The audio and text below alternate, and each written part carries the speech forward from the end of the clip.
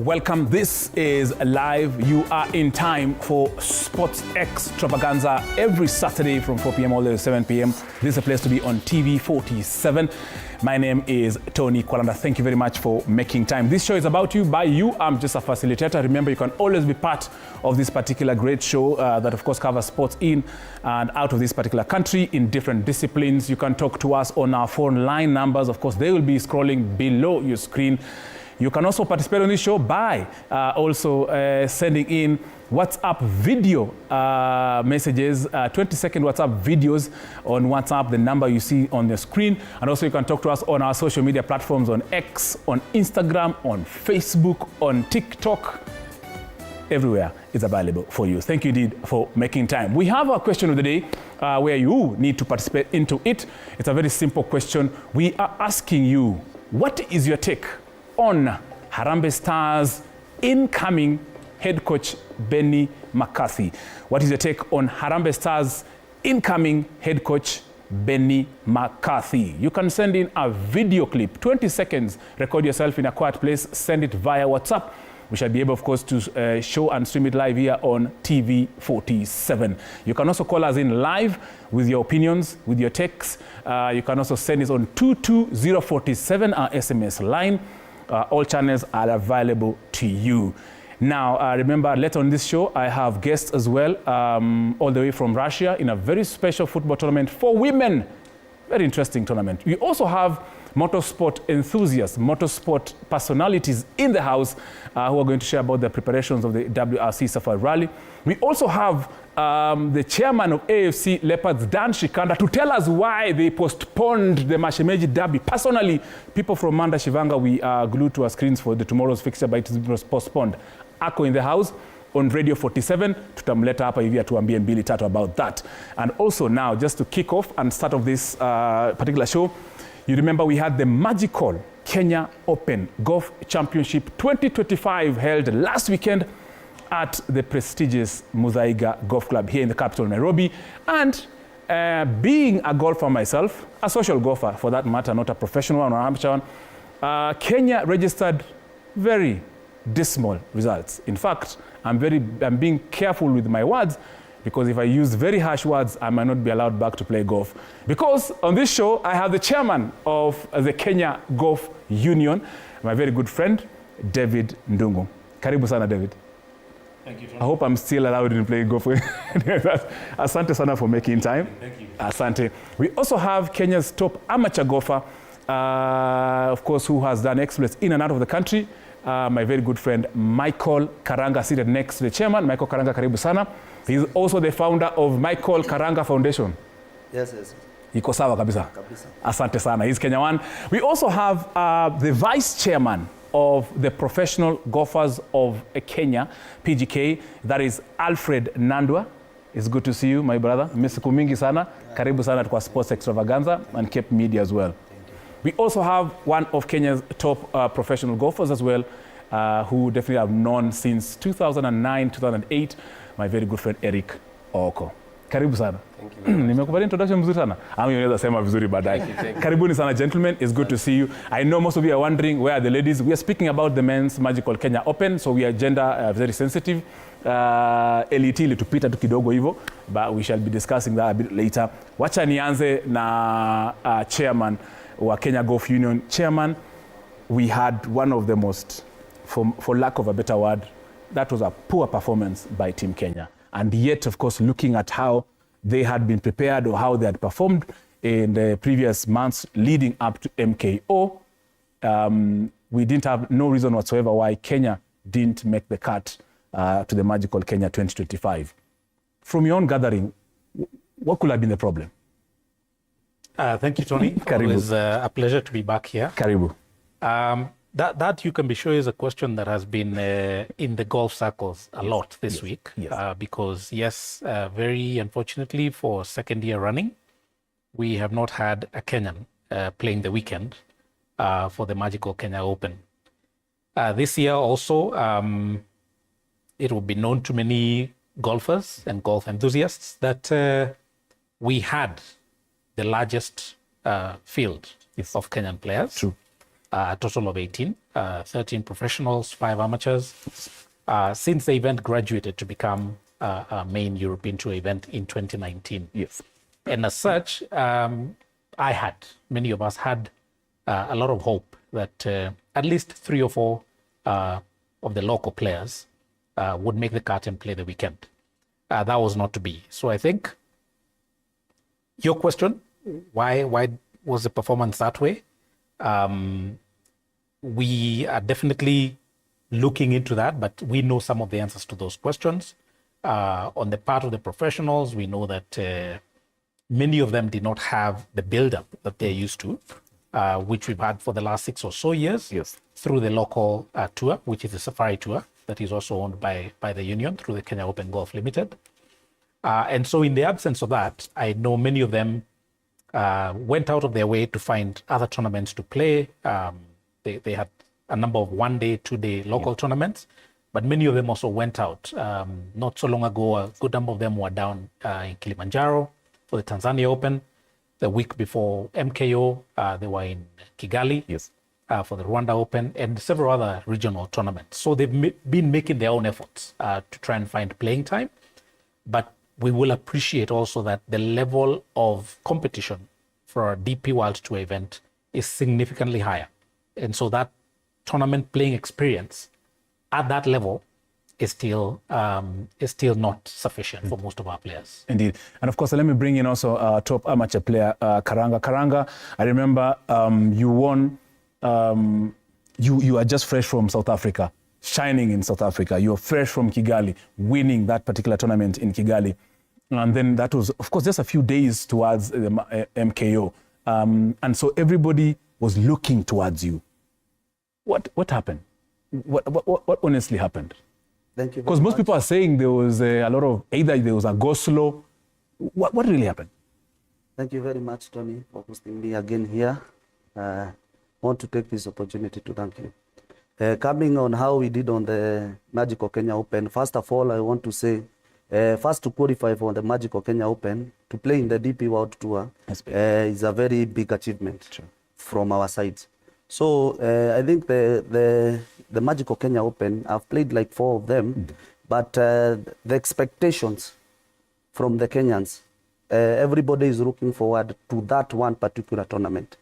If you ask someone, how did Karanga perform in South Africa? I made cut and I became top 8, top 10. I went to Rwanda, I played and I won the tournament. But people forget those 2 events behind, but they are looking forward to that one particular tournament. There is no way you can gauge a player with one tournament. The pleasure is all to us Kenyans. And our mentality to go to play the Magical Kenya Open is all about making cut. Those guys from the DP world, they have like 48 tournaments. They play week in, week out. So when they are coming here to Kenya, they were already in another tournament, playing the same condition, playing the same field. And those guys are exposed. It's like saying, now we have Arsenal is coming to Kenya to play with Harambee Stars in Nyayo Stadium.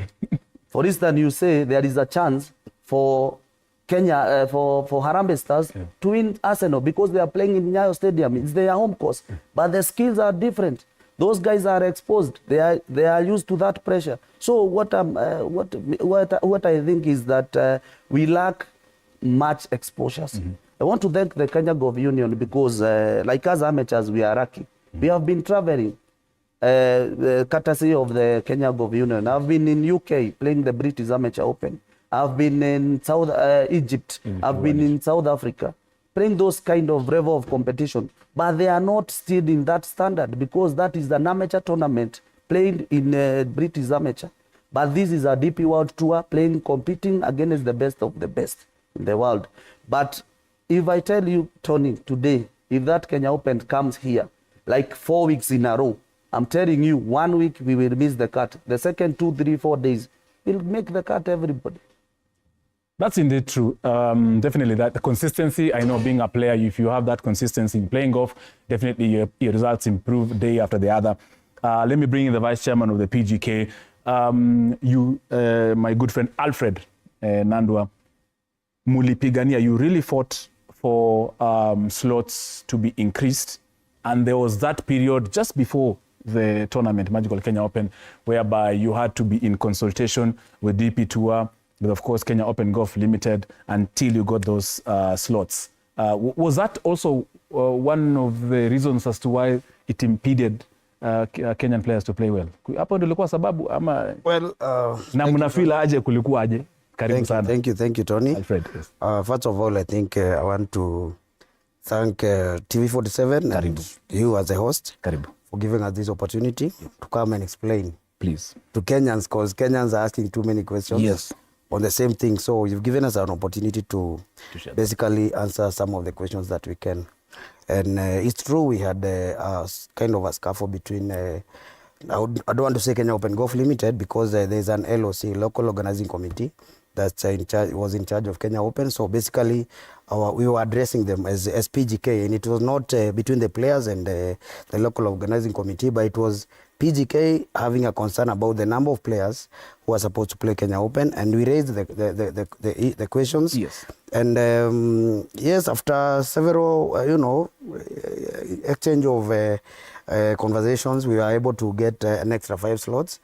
I don't want to take that as an excuse and say, oh, we are given the slots a bit late and all that, because at the end of the day, all of us are golfers and all of us should be ready to play in any tournament at any given time. The main thing is about preparation. So who is prepared? Are you prepared or not? So even if you are given 50 slots, for example, and you are not prepared for the same, I don't think it's going to make much of a change. The issue was not about the performance, but the issue was at first the participation, because we feel like the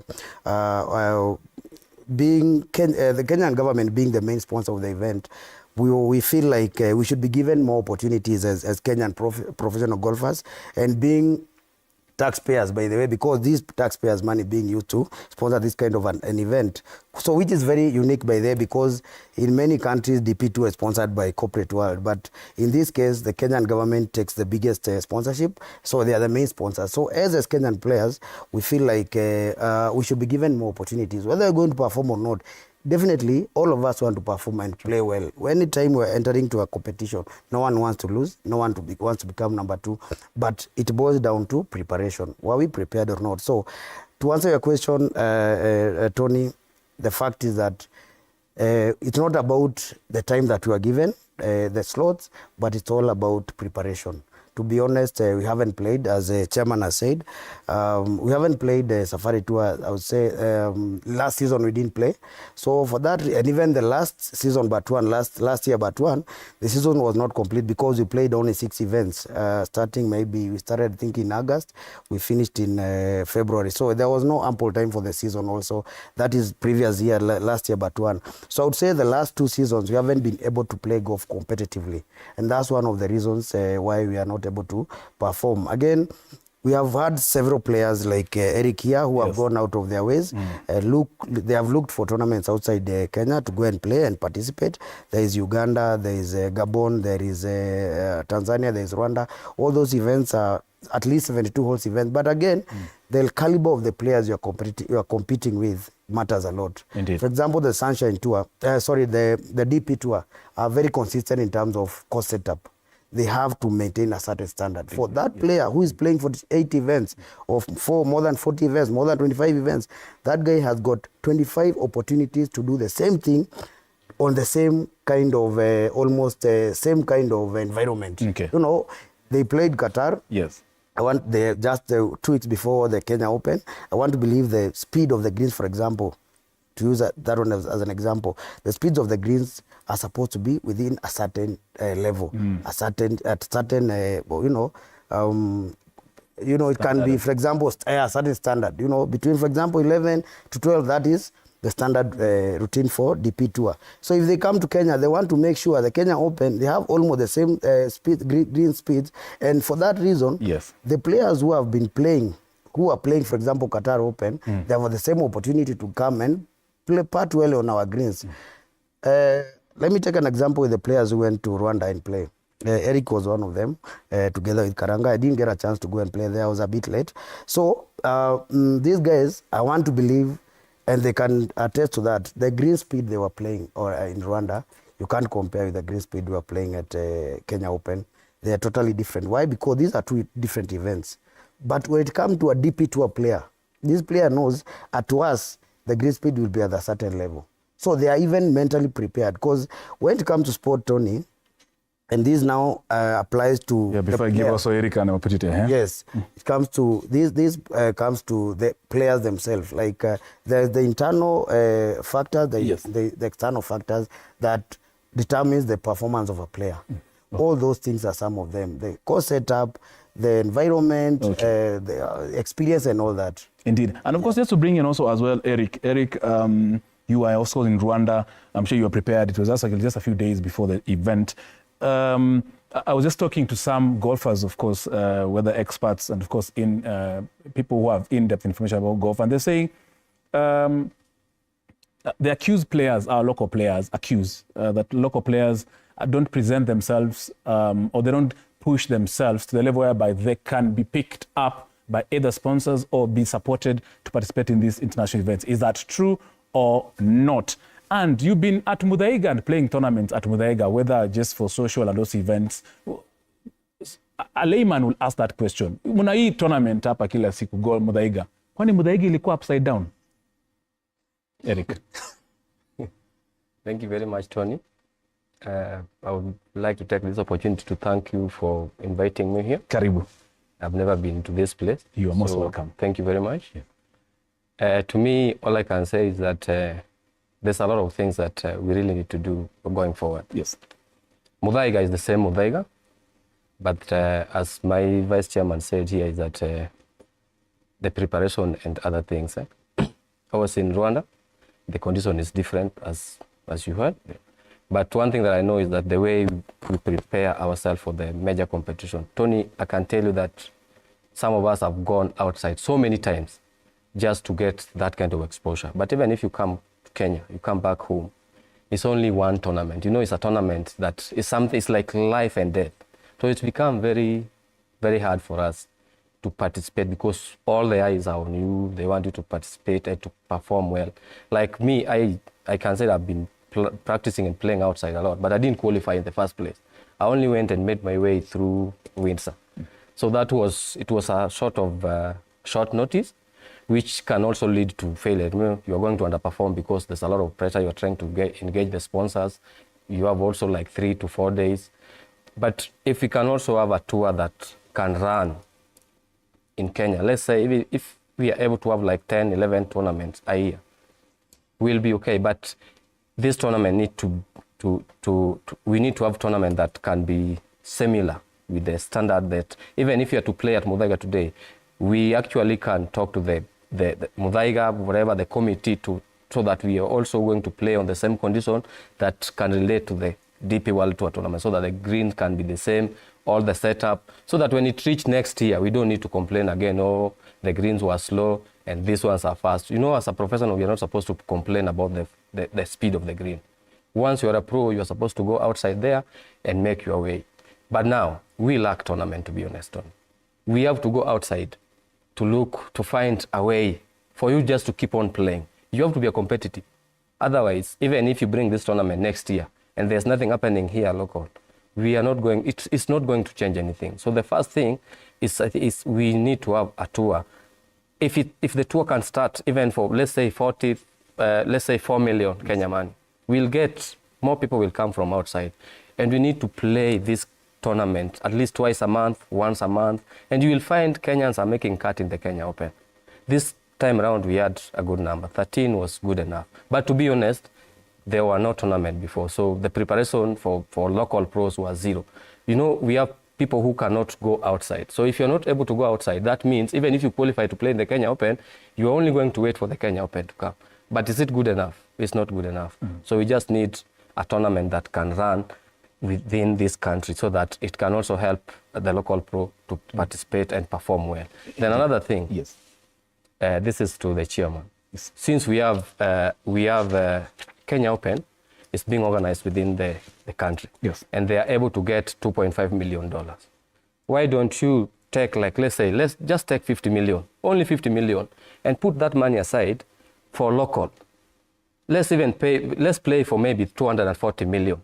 We still have a good number coming from outside, even top players. Even if it's 50 million, 60 million, set it aside to prepare the local for next year. So let's have something that can sustain the local. Like let me give you example today, Tony. The 2.5 million gone like that. Am I right? That money went. There's no even a single Kenyan who gone with even 0.0%. There's nothing. Now, why don't we have something that can sustain the locals? So that even if we bring in the tournament next year, you will be able to find maybe 2 or 3 people from Kenya, professionals or even amateurs. Like 10-15% is going to be left within the country. So all the money is going outside because of the poor preparation that we have within the country. So if they can actually organize and set even 60 or 70 million for us, yes, to prepare the local for the next tournament, it can be a very good idea. Indeed. Yes. And Chairman, of course, you come in. I would like you to respond to that, whereby it seems that there is a lot of money that is injected into that preparation of the Magical Kenya Open, and then at the end of the 4 days, I mean, there is nothing that even professionals can look back and say, even if I didn't make it, I didn't get anything. And even if they didn't make a cut and there was money pumped into their preparations, then there will be something you can always look after. And of course, share with us why there were any issues about the Safari Tour or their preparations towards the Magical Kenya Open. Chairman. Tony, the way sports is now being managed globally has really changed. And we also must change the same, even here in the country. Some of the things that are going on with, for example, the organization of events is to find ways to bring in partners, typically what we call sponsors, who sometimes will not be on the same table. What do I mean by that? You'd find if Bank A is sponsoring, Bank B, C, and D will not show up, okay? Because Bank A wants that exclusivity. But we're now beginning to see international sports get to a level where, because one organization may not have all the resources, it actually makes sense to even invite your competitors to come in as partners in order to support the sport. So those are some of the initiatives that we're looking at, especially with regards to reviving the Safari Tour. Mm-hmm. So one thing I want to assure this gentleman here, who are also my good friends, is that this year the Safari Tour is coming back. Last year we did not have it. As Alfred said, the previous year we also had a very shortened season, largely because of the battered economy that we've had. So most organizations have not had that extra shilling to put into initiatives like supporting sports. On the player side as well, I don't expect, and I know for Michael here, he has somebody that does those discussions on his behalf. When Eric is preparing, and I use Eric as an example, to mean any of the pro golfers, yes. When he's preparing for a major tournament, all he needs to be thinking about is preparing for a major tournament. He need not worry about where his kit will come from, yes. Where his food will come from, yes. And all of that. So it's high time also as a country we evolved sports to the level where we now have professional either individual managers or management companies, okay, that can take up a number of players. If you look at global organizations like IMG, for example, you will find they manage sportsmen across different disciplines, okay? So nothing stops us as a country from evolving to that level where we have a sports management agency here that manages a footballer, a motorsport driver, a golfer, a hockey player, a cricketer. That's the direction that the world is going in. Because then if it boils down to the player to think about, will I be able to negotiate for an extra slot there? Will I be able to get new clubs to play? You will never be able to have all the time to do that. So this might sound like things that are far away, but we have to start doing them now. Or rather, we have started doing them now. There is a lot of talk right now about tours for the professionals. if you look at amateur golf and what we've done in the last 3-4 years, we have been victims of our own success, because a lot of the elite amateurs find that it's more lucrative to stay an amateur than to turn pro. Okay, why? Because we have, thankfully, a lot of partners, or enough partners, that are sustaining the amateur side of the game, to the point where it becomes such a problem for us. We had to reach out to the PGK to tell them, guys, this is not good for you, it's not good for us. Okay. So let's find a way to unlock this. Okay. Yeah. Chairman, of course, thank you for that. I'll also be asking you later on. We've had talk about DP Tour might not be there next season. The Kenya Magical Open, you'll of course clear that air. I've had some silent voices. If you're joining us, this is Sports Extravaganza. This, of course, is Tony Kwalanda. Every Saturday, 4 to 7 p.m. I have, of course, some of the top golfers in the country who represented us in the Magical Kenya Open that, of course, happened last weekend at Muthaiga Golf Club. I have the chairman of Kenya Golf Union, David Ndungu. I have Kenya's top amateur, Michael Karanga. I also have the vice chairman of PGK, Professional Golfers Association of Kenya. That is my good friend, Alfred Nando. And also a professional golfer, Eric Oko. We are taking a very short break. Don't go away. They'll be telling us more about who is supporting them. Is that support enough? And that's the chairman has said, do they need management, and do they have those management? And what can be done to ensure that at least they just focus on golf instead of thinking about going home, doing this and playing golf, so many things, and then making them a professional. Don't go away. We'll be back in a bit.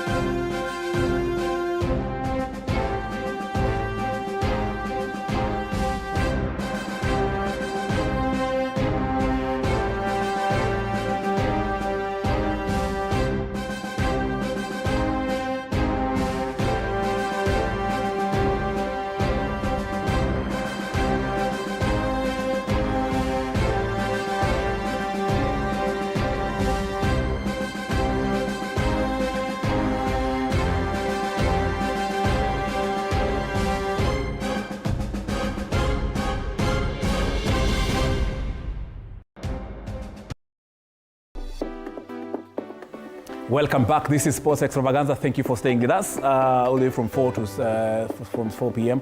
I have, of course, some of the who is who in the world of golf. The chairman of Kenya Golf Union. I also have the PGK vice chairman. That's my good friend Alfred Nandwa. I also have Kenya's top amateur, Michael Karanga, as well as one of top professional golfers, Eric Oko. We're discussing about, of course, what went wrong or what we went amiss during the 2025 Magical Kenya Open at Muthaiga Golf Club. Remember, you can be part of this conversation. The numbers are below your screen. Talk to us. Let me just get to Karanga. So what was of course, we mentioned that tournaments, preparations, status.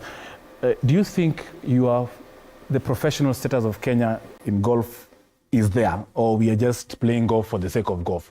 Because as you've said, from what, of course, the vice chairman of PGK said, the ones, the likes of Guidos, the likes of the winners, Krushwich from South Africa, who won the tournament, they are fully in it. You've been to South Africa. Do you think you're at the same level with them? And what could be the problem that Kenya is not doing to be like South Africa? Tony, in terms of golf, us golfers in Kenya and those guys, we are in a very different level of golf. The level of competition, first of all, like myself as an amateur, we play our series. We have like 25 events, traveling everywhere around Kenya, competing with the same people every day, week in, week out, competing with Regina, competing with Adair, competing with Elvis. We will not go anywhere. If we are coming here to compete with 5 guys in a tournament, we should come up with a... Who should we compete against? First, Chairman Akwapa. First, Chairman, we thank Chairman. We have a very good series that is running for NCBA. It is sustaining us. Why don't ask yourself, why am I not turning a professional? If I have to turn a professional, not in Kenya. Because if you turn a professional, you end up being a teaching professional, and that's not my profession. My profession is a praying profession. So, if like now we are building up the junior sector, like the Junior Golf Foundation, like my foundation, Michael Karanga Foundation, yes. We are building up something that will come to become an amateur. Someone will become a top amateur, like Karanga. But if you are building the juniors, why don't you build even the pros? Because this junior will come from junior, coming to the amateurs, where else? That is the end of the story. But if you are coming up with a strategy of building juniors, you should also build where they are heading to, is the professional rank. I think even our series, the NCBA series, the amateur one, it should not be bigger than the professionals. We are playing 25 tournaments. 0 professionals are playing a Mashariki tour.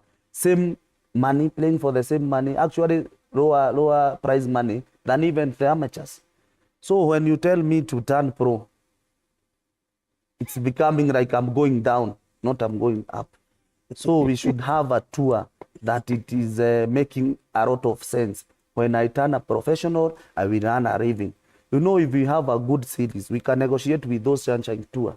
We have 25 tournaments for professional in Kenya. The winner of this tournament will get a tour card to go to play to Sunshine Tour. The winner of our Kenyan series. But now, it's like an amateur. We play for 1 slot to play for Kenya Open. Imagine playing 25 tournaments, awarding the best golfer out of 150 golfers across Kenya, traveling everywhere, looking for 1 slot. It should be the same as professional. We come up with a tour, the corporate world to come in. Like now we see Kenya Open. How many corporate world came in and chipped in and sponsored that event? They only come and sponsor the one particular event. You see, like this Magical Kenya Open is presented by ABSA, but ABSA, why don't they come up with this and come and assist the professional world to prepare even much better for the Kenya Open? We have a series called the ABSA Open, the ABSA Professional Tour. Yeah. Vice Chairman, professional golfers, why are amateurs shining more in terms of tournaments? We know more of the likes of Karanga. We don't know more of the professional golfers. Professionals is sort of dormant.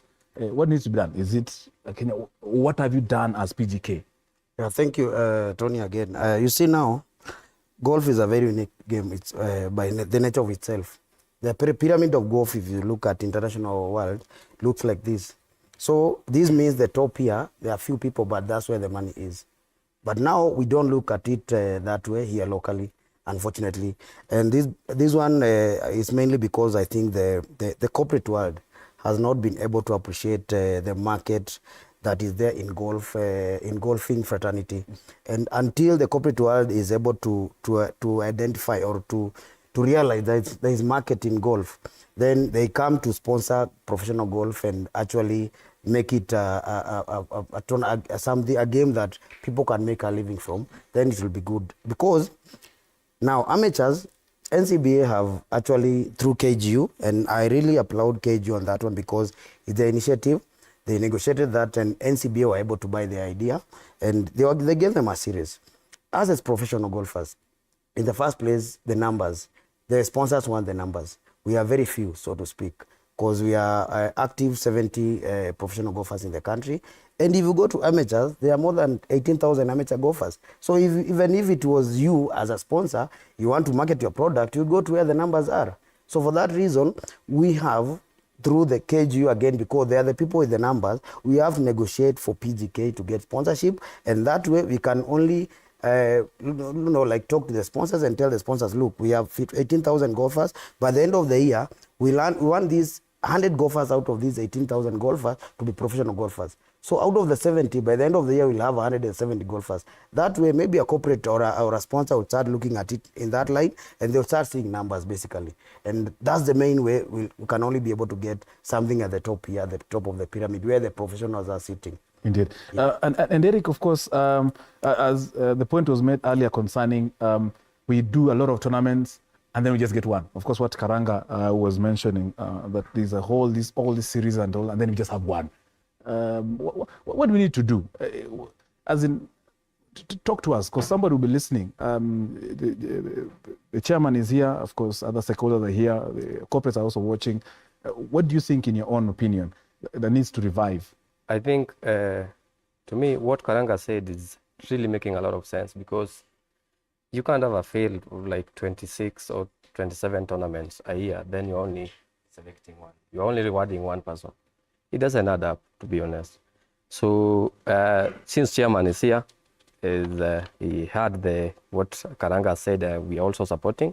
Give even 3 is a good number. If you give top 3 to go and participate in the amateur, what do we call it, the amateur top 3 to represent Kenya in the magical Kenya Open, because I think that was the discussion. Then that make a lot of sense, because instead of taking only one player after all 26 tournaments, maybe 3, it's a good number.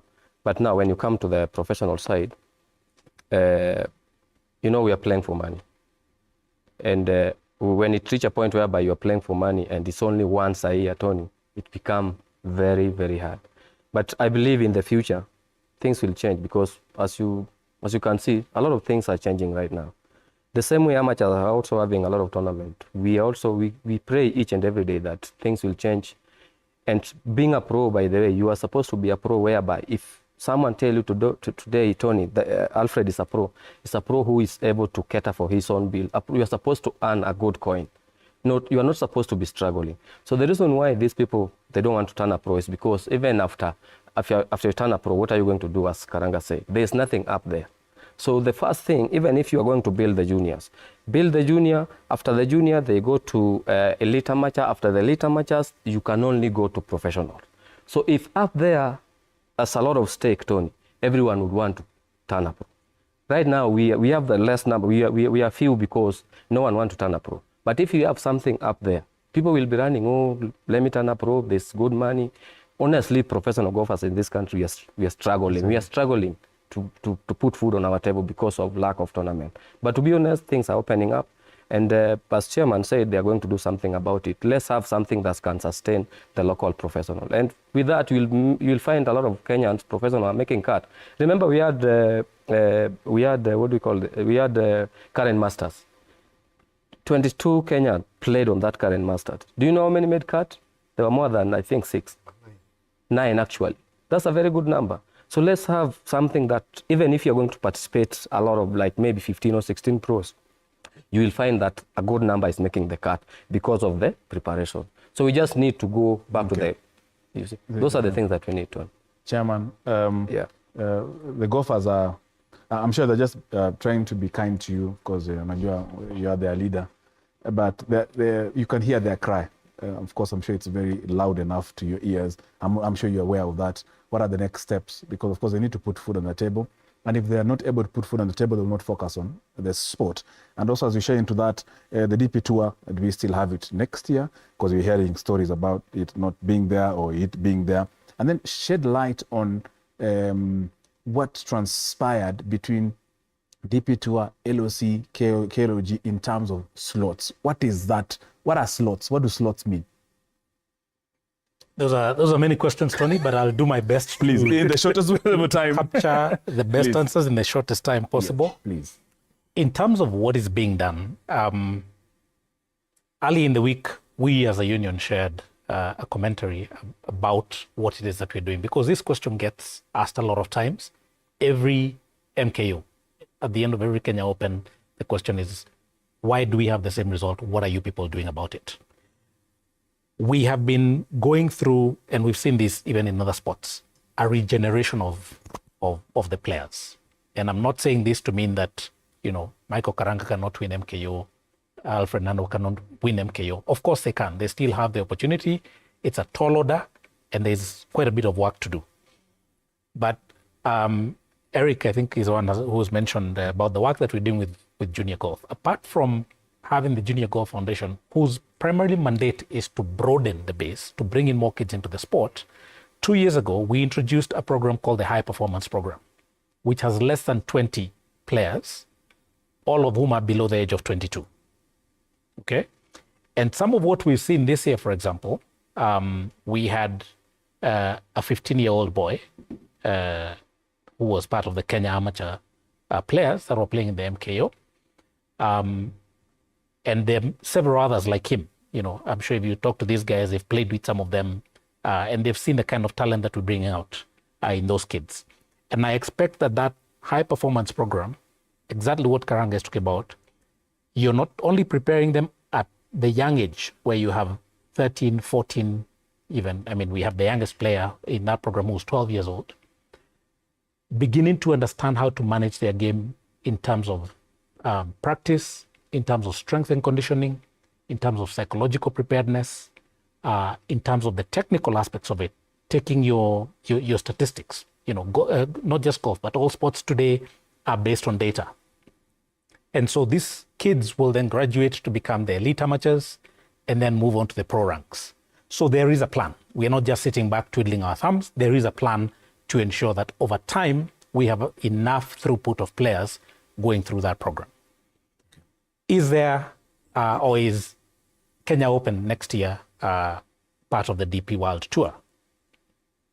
Absolutely not. I don't know where the rumors have come from. I don't know who has told them otherwise.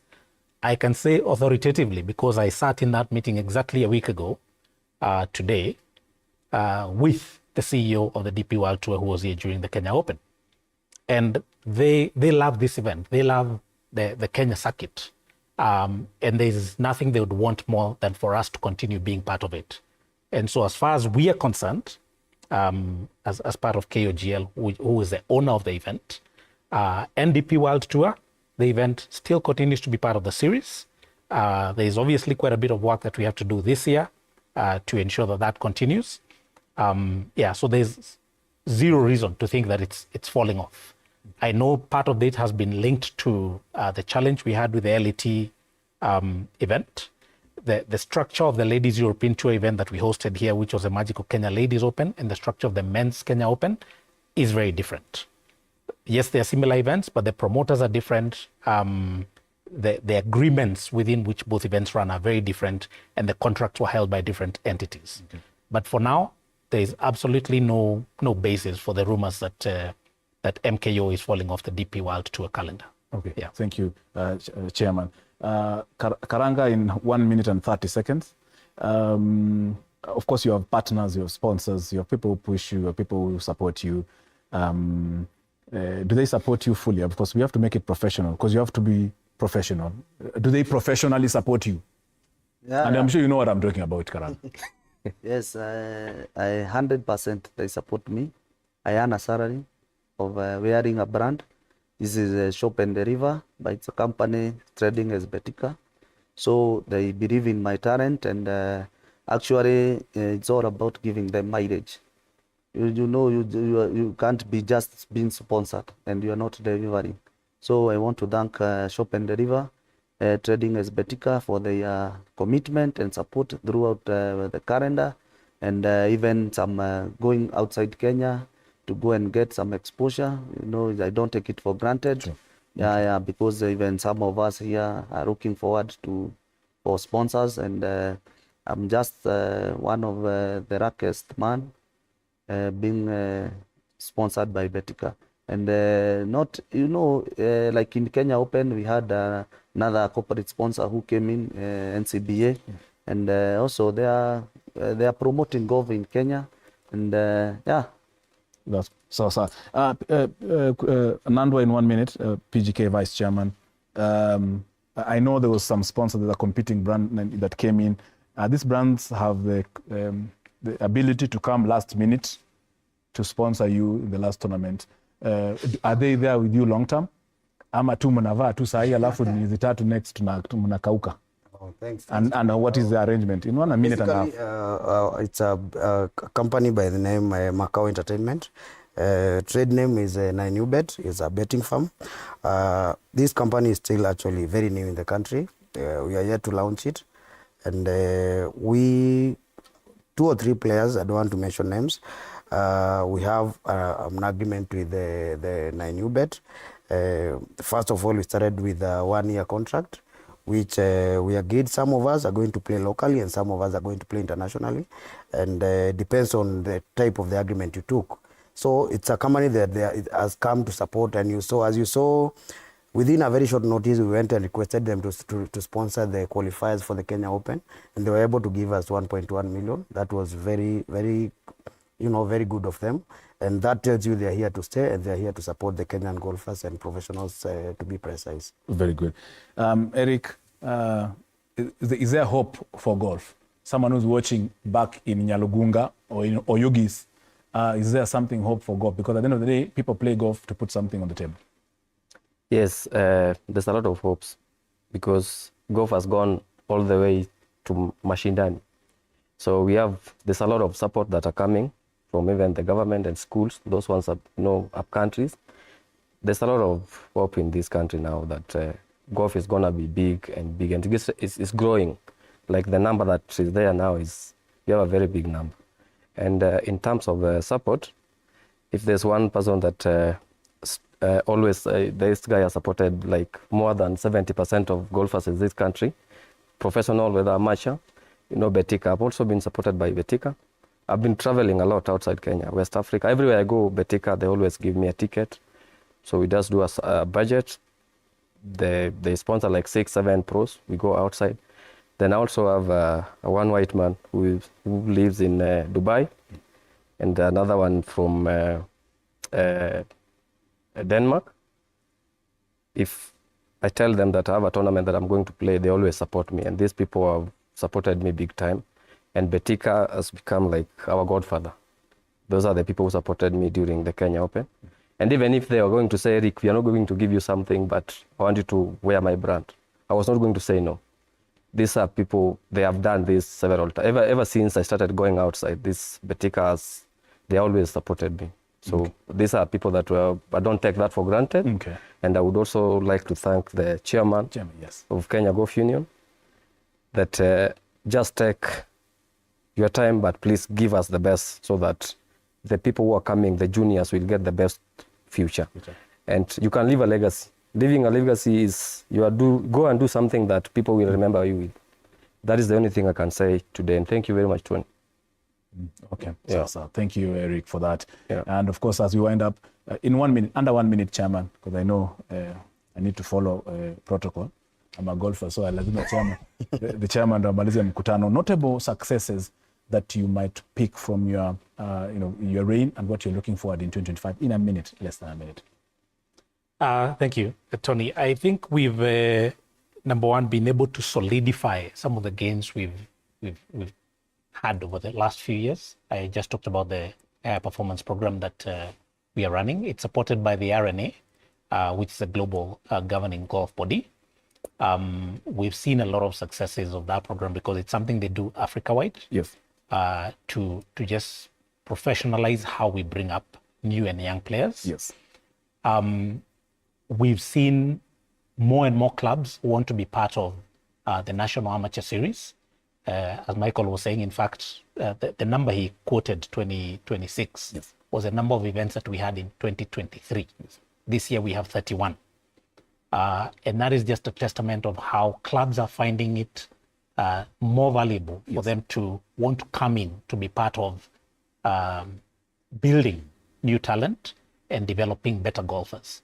And what happens with those kind of events is that for every club that hosts part of the Kenya Amateur Golf Championship, they gain in terms of greenkeeping experience, they gain in terms of skills and knowledge of how to set up golf courses, how to run tournaments. So there's a lot of knowledge sharing that has gone on. We have more skills coming in for the golf administrators, for the greenkeepers and the like. So we have quite a number of good things that are going on, which I'm sure will continue even beyond my term. And for me, it's all about leaving a place better than I found it. Thank you, Chairman, Kenya Golf Union. That is David Ndungu. Kenya's top amateur player, that is Michael Karanga, also the founder of Michael Karanga Foundation. We also have the vice chairman of the professional PGK Kenya, that is Alfred Nandwa, and also one of our top professional golfers, Eric Oko, who, of course, remember, they represented us during the 2025 Magical Kenya Open. Thank you. This conversation, of course, continues. It's a huge conversation. You can have it for 72 million hours. But, of course, for this part, it's just a start and initiating that process, of course, having conversation about how we can improve golf. Thank you very much, gentlemen. I play with them golf. They're just being kind. I will have asked them very in-depth and tell them what they do on the course when you're not watching, but that will do it, of course, on our social media platform. Asanteni sana. And of course, for those watching this, definitely have something that you can pick from it. Asante. Next interview, of course, we shall be having the ARC defending champion in the country, that is Karan Patel, together with Tosif Khan, and also one of Kenya's representatives at the WRC Safari Rally, my very good friend Absalom Aswan, together with Evans Kavisi.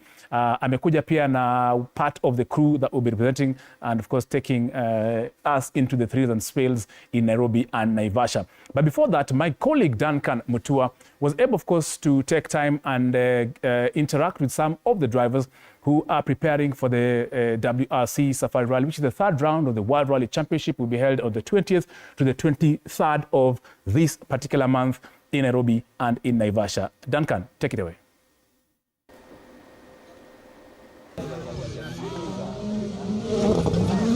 Naivasha, Nakuru County from 20th to 23rd March 2025. The horsepower will meet the manpower.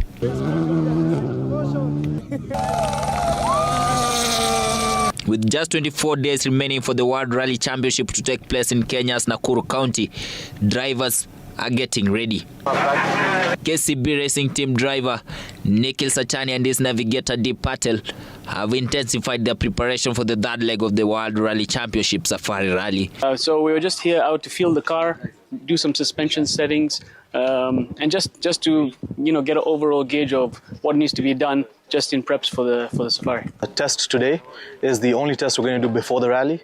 So now from tomorrow the car will be stripped down. Now it's more of us getting prepared mentally and physically for the WRC. Over the weekend, the duo put their car to the test in Athi River as they fine-tuned their machine ahead of the global competition, which is expected to draw top rally crew from around the world. There's a lot of stages that have changed this year, but I always enjoy the Soisambu stage and Sleeping Warrior. Those two are nice stages.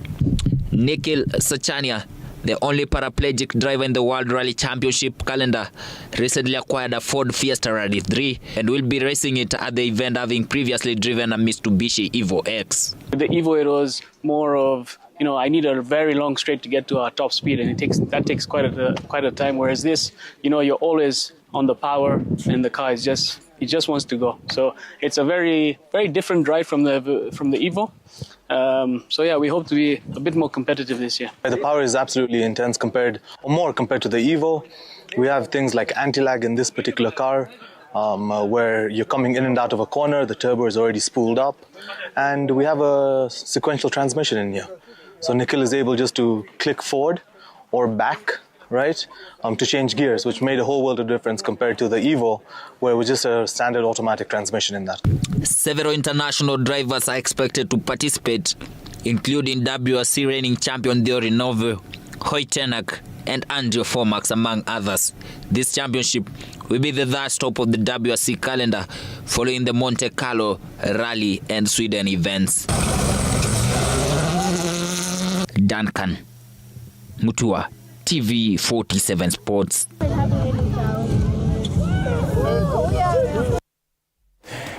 Well, of course, now that's motorsport. We're actually building up on 2025 WRC Safari Rally. Now, I have my very good friend who will be taking part in the WRC. That is Evans Kavisi, who is part of the KCB racing team. And we, of course, will be navigated by Absalom Aswani, who, of course, is in studio. And definitely, let me just tell you something about Kavisi. Kavisi should have been here. However, he's taken up a very interesting sport. That, of course, story we'll talk about later. But Kavisi anapenda kucheza golf.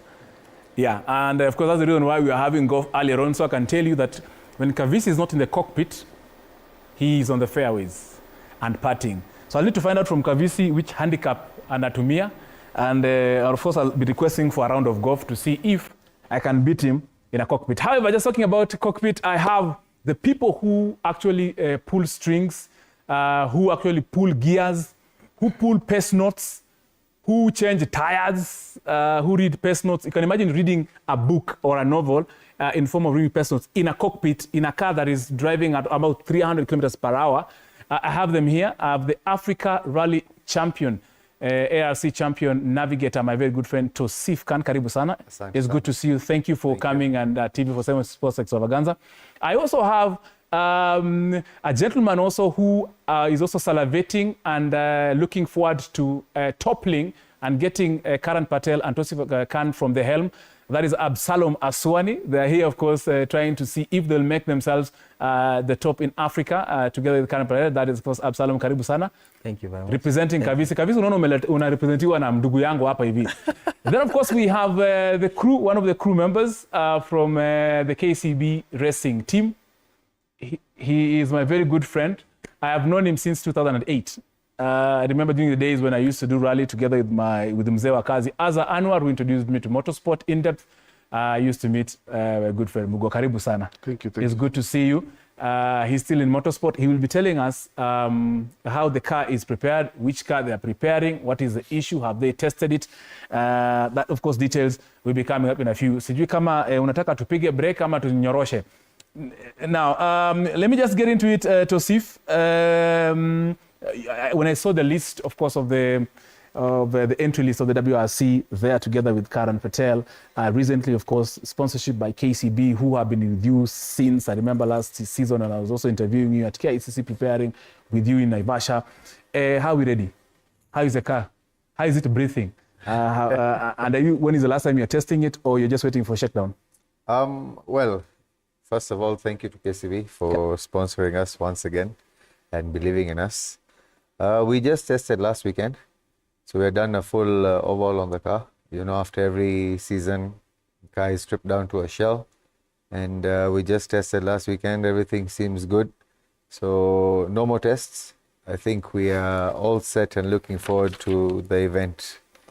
Yeah. So, yeah, you're ready for that. Of course, somebody who doesn't really know you, who has not heard about you, of course, what kind of car you're using. These are very technical cars that you're using. Of course, to be a champion in the ARC, definitely you are one of those high-end sort of automobile vehicles you're using. Is it the same that you're using, or is it just No, we are using what we used last year, the Skoda Fabia R5. Hopefully, if God wills, maybe next year we get a new one. But for now, we'll take what we have. I was waiting for you to tell me that new one, because I was hearing from the corners that you are going to upgrade your car. Inshallah, that will be the plan. But for this season, we'll still use the same car. And we'll see how it takes us. Hopefully, defend our ARC championship again with the same machine. Okay. Absalom, karibu sana. It's good to see you after very many years. Like this, of course, I know you are very busy with preparing the WRC. Tell us some of the challenges so far. Ama una challenges, you are ready for 20th of March.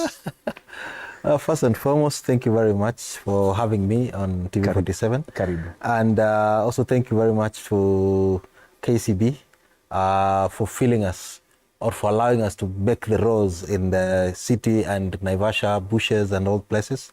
As far as our preparation is concerned, we are really looking forward to getting back to the stages again, especially after 1 year hiatus when we took a short break out of the events. And I think I got more into rally management, where I've been working with the preparation more than most of the time. But as we are right now, we are actually working on the machine. We are rebuilding, like Tosif. Most of these rally cars, by the way, we strip them. By the end of it all, they are just shells. So as it is right now, we have rebuilt. We have put in new parts. We are really hoping and looking forward to having a great run this time round as we look forward to meeting the bushes. Is 23 million enough for you, the entire team, for Nikhil, Sachania, yourself, Tosif, for this particular competition, or that's a start from your sponsors? Oh, I don't know whether I'm allowed to say this, but I think it's never enough, especially when you look at any time you look at, it's just never enough. Looking at our competition, honestly, I don't know. In our category, probably we just have how many, because our car is a Group N, it's a standard Group N car. It's an Evolution 10. Some people joke and call it a family car. So it's still a family car. They're lucky to be driving a proper rally bred car, although all our cars actually came from factory, being prepared as rally cars. But of course, theirs is of a higher grade compared to us. They're on a different grade compared to us. On our grade is completely a Group N car, which probably by next year it will be out of homologation. So we hope to make something with it. So we don't mind. At least with what we have, it's better having something than nothing at all. True. Yes. I also have one of the KCB racing team's engineers, mechanical engineers, that is Gilbert Muhoro. And Gilbert Muhoro knows the innings and the outsides of they're the champions of motorsport. Of course, Evans Kavisi and Absalom, they just basically show up to just steer and read pace notes and step on the gas. But now the mechanical engineers themselves, that is Gilbert Mohoro, and of course the entire team that work behind the scenes, are the ones who now actually make us, go out there and, shangilia for these particular drivers as they're doing their races. Mohoro, karibu sana. Thank you so much. Are they being kind enough to you when they go for their test drives? Are they making you work long hours? And how far are you in terms of preparing the car, especially Absalom's? Thank you for having me, Tony. Karibu sana, Gilbert. It's usually a very big task being at the garage, because there's always something new that has started. There's something usually very funny with rally cars. You'll drive it the previous day very well and pack it, but in the morning, for some strange reason, it will not start, or some funny noise has come from somewhere, so it's usually challenging, but quite a lot of fun. For us, we are ready. We've tested the car. Now just eager to get driving. Indeed. Yeah.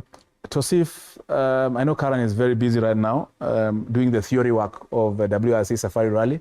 The technicals he'll be doing a bit later. Some of the challenges that you actually encountered in the past 1 year. I know after 2024 rally, you basically finished, your car was beat up, all left, right, center, and then of course you started building it up now for 2025. What are some of those challenges? How do you overcome them? Because someone who is there out watching this particular show who are very interested in joining the sport would like to hear how you manage this to become actually a top driver in Africa.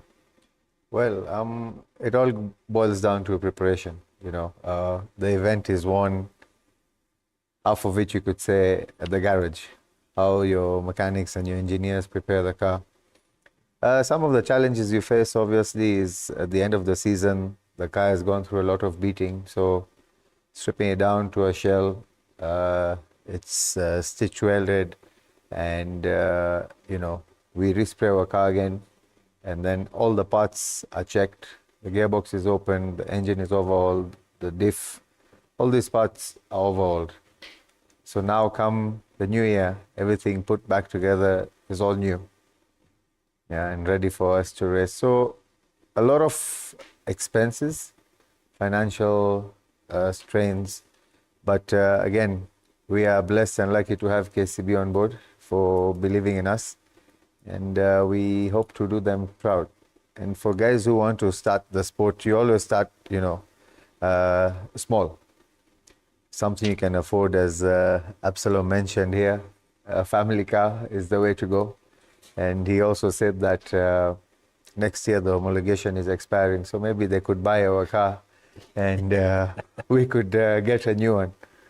But those are the small things you look into, when you're about to start racing. Indeed. And Absalom, of course, I just want to bring, I know this might be get you into loggerheads, maybe with the leadership of motorsport in the country. Do we have a feeding system into our top drivers?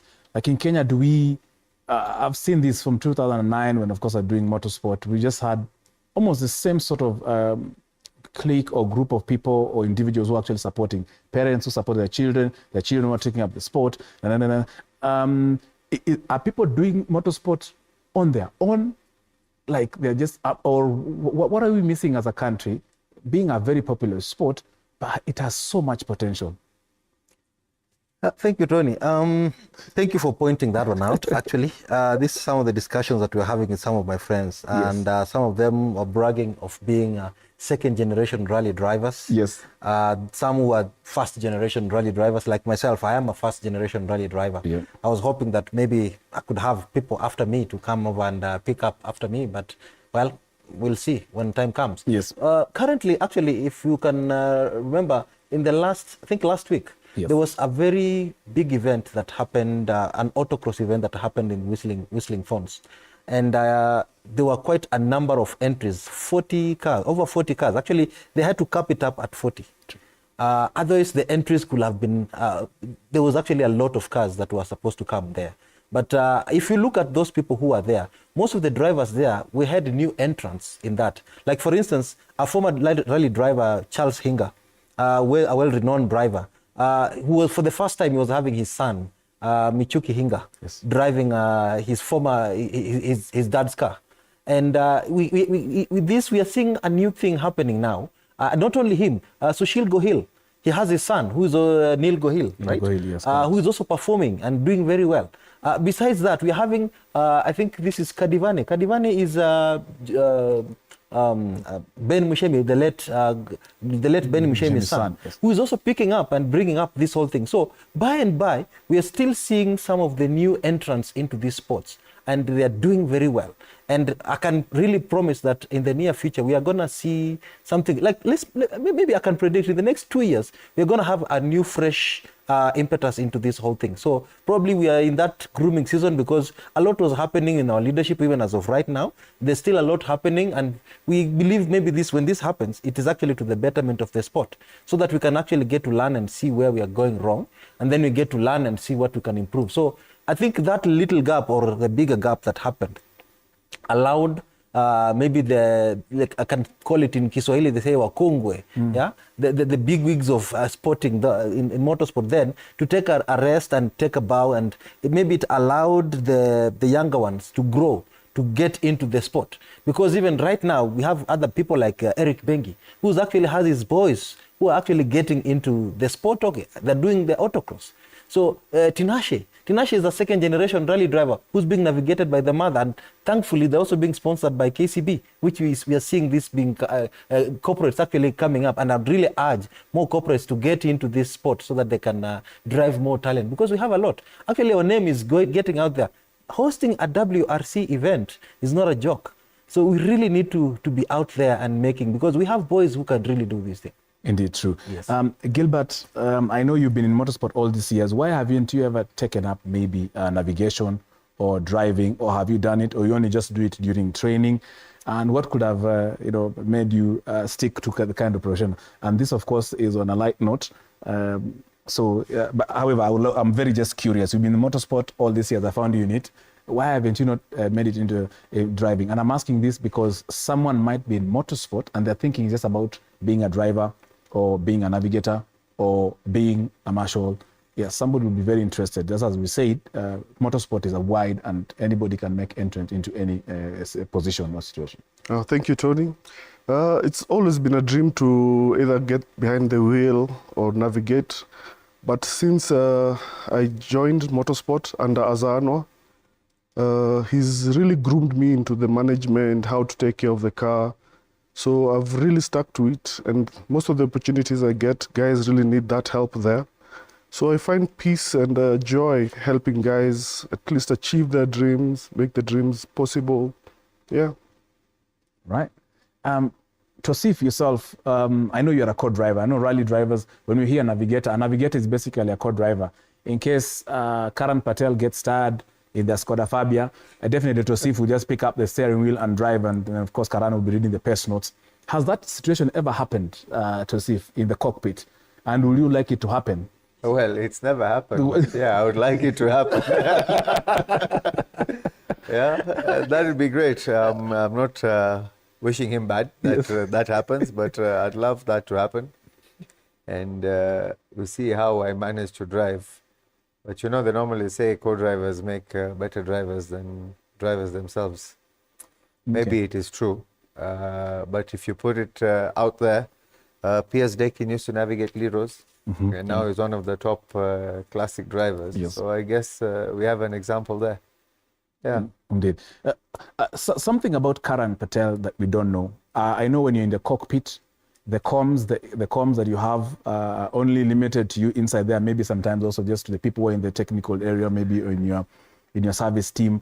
Tell us something that we don't know about Karan Patel. Tell us about how he speaks, maybe when you've read the wrong pace notes. Tell us, just give us a situation whereby Karan Patel was not looking at you very well when you finished a section. You give us something about Karan. I'm sure Karan is watching this. Please just don't fear. Trying to get into the cockpit. I want to get into the cockpit because there's a lot that happens. Whatever happens in the cockpit stays in the cockpit, and that's why it's a healthy relationship. However, mistakes do happen. Sometimes you could call. I once called 5 or 3, and now since it's out here, we can talk about it. Yes, but we almost rolled at that corner. He managed to control the car, but he's very calm and composed. He didn't say anything. He didn't get mad. But of course, I was feeling bad. Like, how could I make such a blunder?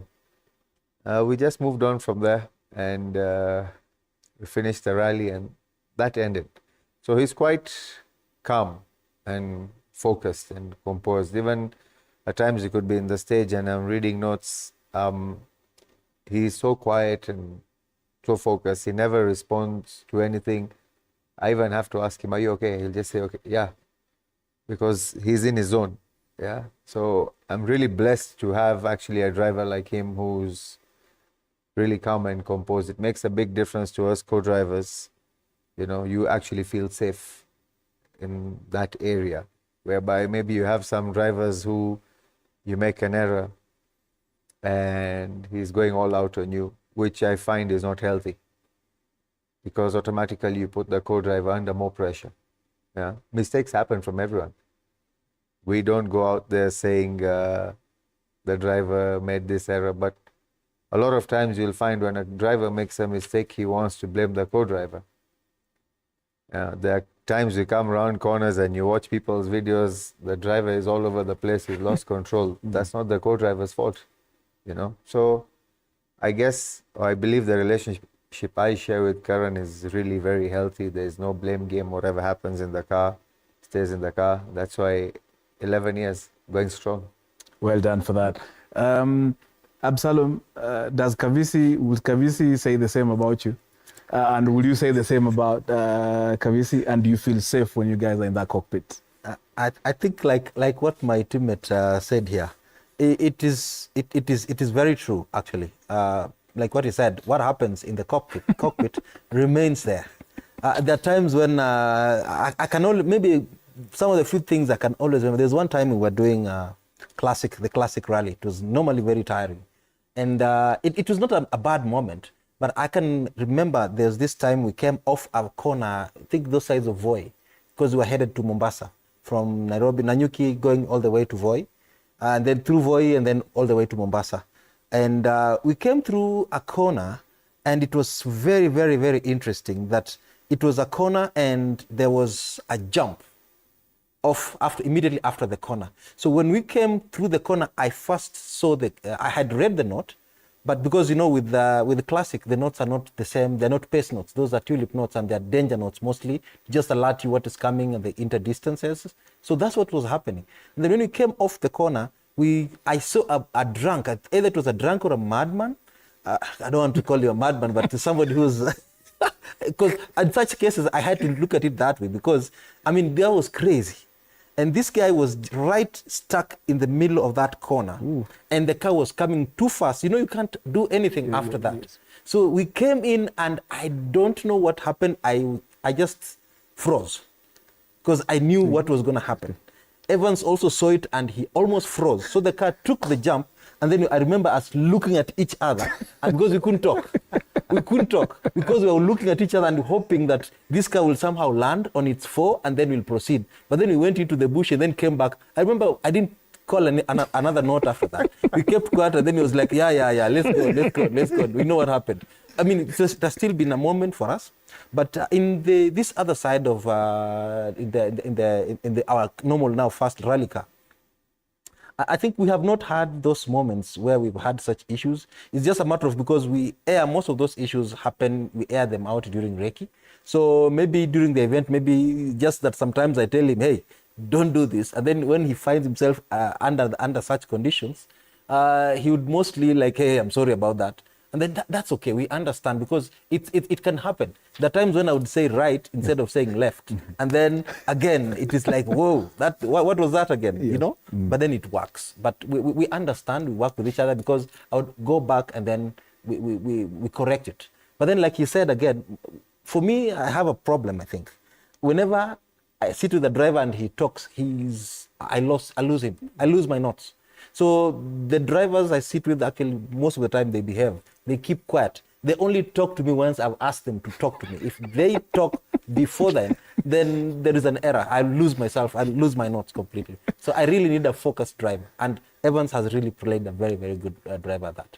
Now I see the order of protocol in that cockpit. The navigator is the most powerful person. They are not allowed to talk. Yes, what are you talking for? Follow, just listen to that. Gilbert, I'm sure you're part of the team, the entire team that supports the KCB racing team.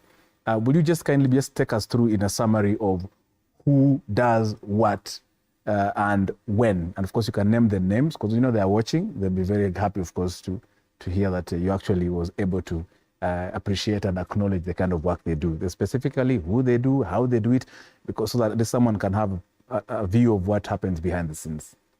Okay, before service, when a car is from the stage, I usually go talk to the driver. Here, okay, I either hit something here or there was a funny noise somewhere there.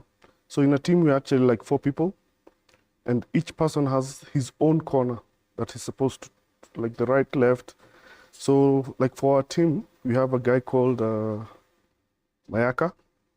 So Mayaka is like the head mechanic. He's assisted with another mechanic called Onyango.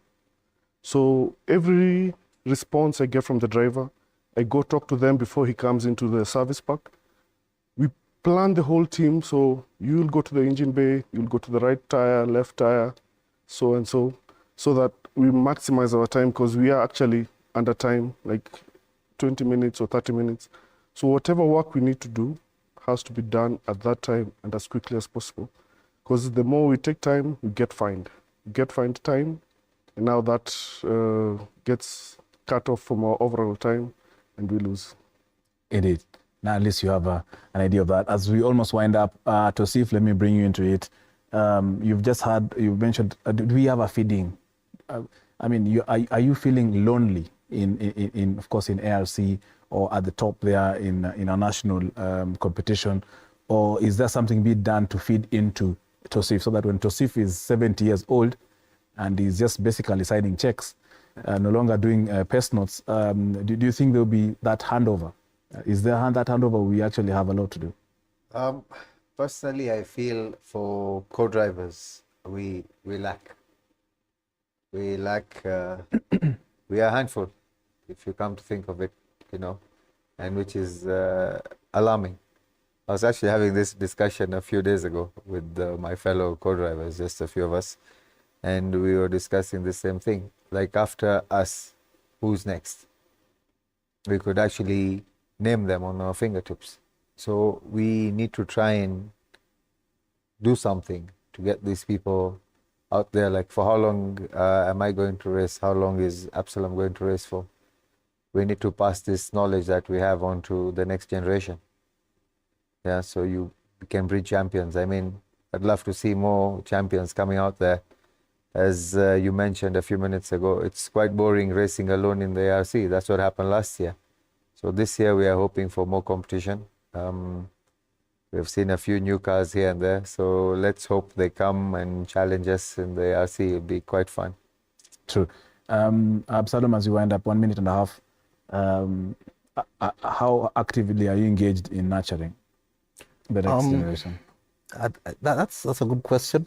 Actually, I think most of the time, if I look back, I think I've nurtured drivers, both here in Kenya and Tanzania, because I've also raced there and I've also been a champion there.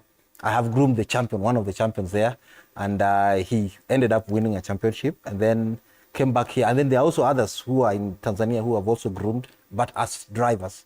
Like what Tosif said, navigators end up being one of the best drivers because you tend to see and know exactly what to do, when to do it in a rally car. So that has actually been happening. Even in Kenya here, I have played part in working with my current driver, Evans, because I sat with him from the onset when he started driving as a rally car up to this particular point where he's now making a name for himself out there, which is one of the moments that I can say I'm really, really proud of. And besides that, there are other people we mentor, we talk to. Whenever they come to us, they are like, hey, what can I do so that I can also get into this? And we guide them. We tell them, hey, look, you can either come around, either when we are doing our tests, when we are doing whatever it is we are doing in the garage, you can actually come and just ask around some questions. You can get to learn how to write pest notes, how to read pest notes, and then you'll get to understand that. But you see, most people, unfortunately, they all want to be drivers. None of them want to be navigators. So, but then maybe due to the economics, that's what will lead somebody to, because for a driver, you must have money to buy the car. But it's easier to get into rallying as a navigator, because then you just have to learn the skills. But then you must have the balls to handle that, the speed and all that requires for that, you get. So at this particular point, I would say I'm actually working with the event director for WRC, who has a son who's actually involved in karting. I can say I'm his main mechanic and team manager. He's called Miles Imbai. He's the current champion for karting in Kenya, and the boy is going places. He's participated in events in China, and not China, in Russia, where he came 6th, I think. Mm-hmm. Yeah, and that's a promising thing. So it means in the future, if we can look at that sporting, because karting is almost like the grassroots of motorsport. Because after then you can go to autocross, and then you can move on to rallying and all that, whichever, or even Formula One. Yeah, so I'm seeing a situation where things are going. So I'm actually involved practically into this whole thing. Yeah. Well done. Absalom Aswani, and navigator, the KCB racing team. Driver is, of course, Evans Kavisi, the Africa Rally champion, reigning champion, ARC. That is Tosif Khan, the navigator, and the driver is Karan Patel. Thank you, Jen. And of course, we have the engineers themselves, led by my good friend Gilbert Muhoro, who leads, of course, the entire team that work behind that. Thank you, gentlemen, really indeed, for making time to come and share your preparations towards, of course, the 2025 WRC Safari Rally on the 20th to the 23rd of March in Nairobi and in Naivasha. As you've seen, the drivers are ready, and I've seen the list is the likes of Carl Tundo, who of course will be part of the Kenyan contingent to fly Kenya's flag high during that particular event. And of course, also one of our other drivers who are participating there, that is Tinashe Gatimu. I have prepared a story about her. I was able to interview her about her journey, that's Tinashe Gatimu, in motorsport. And that story will be, of course, aired tomorrow. It's a nice 7-8 minutes story about her journey and what, of course, she's focusing in as a way of encouraging ladies to take up the sport. Remember, motorsport is wide. You can be a marshal, you can be a timekeeper, you can be a navigator, you can be all sort of things in motorsport. So indeed, it creates job opportunities. Thank you, gentlemen, and of course for making time, and the entire motorsport fraternity. We are taking a very short break. We'll be back. There is a very important football tournament for women. The Path to Russia Community Football Tournament will be taking place next week on the 7th and 8th in Nairobi and in Kiambu. I have the event director, I have the event coordinators, and definitely they'll be here to share that story where women in, of course, our community centers in Nairobi will be taking part in that competition to win lovely prizes courtesy of Russia. That will be coming in a bit, but we're taking a very short break. We'll be back. Thank you very much. Asante sana.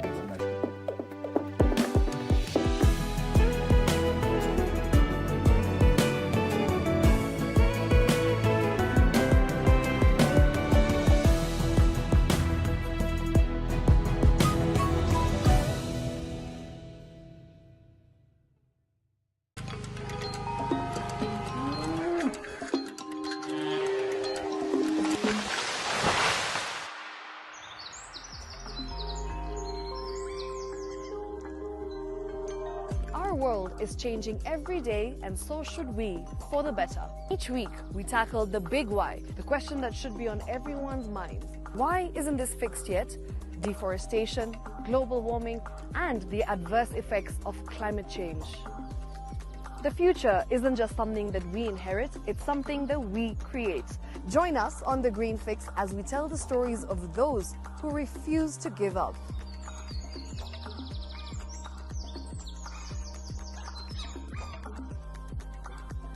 When it comes to fixing the planet, there is no time to waste. Join me, Shiksha Arora, on Thursdays at 9 p.m. on The Green Fix as we look into the big why, you and I.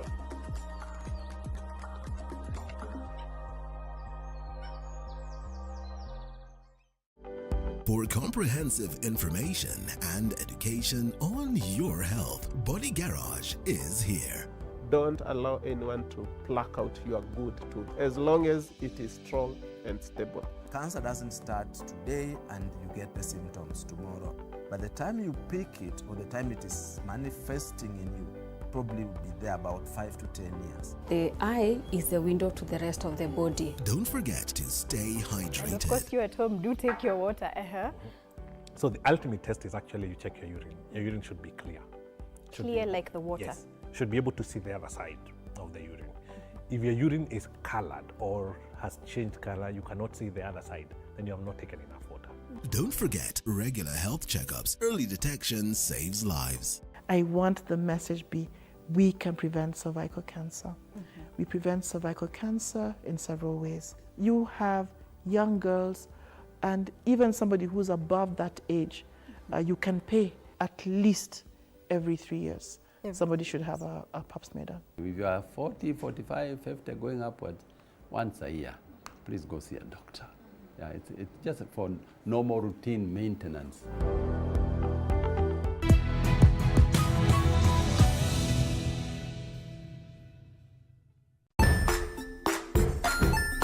Hey there, friends. Welcome to Kids on the Block, where fun and imagination come alive. We dive into magical world filled with exciting adventures and awesome friends. What position were you in? I was number 2. What position were you? Number 1. He decided to cross the bridge by his house and look for food on the other side. We're going to do half cup of chocolate chips, and the other one, we're going to do half cup of the blueberries. So, grab your imagination hats and get ready to explore with us. Join us every Saturday at 9 a.m. for new friends, amazing stories, and tons of laughter. Jiunge nasi tunapoangazia safari za viongozi bora.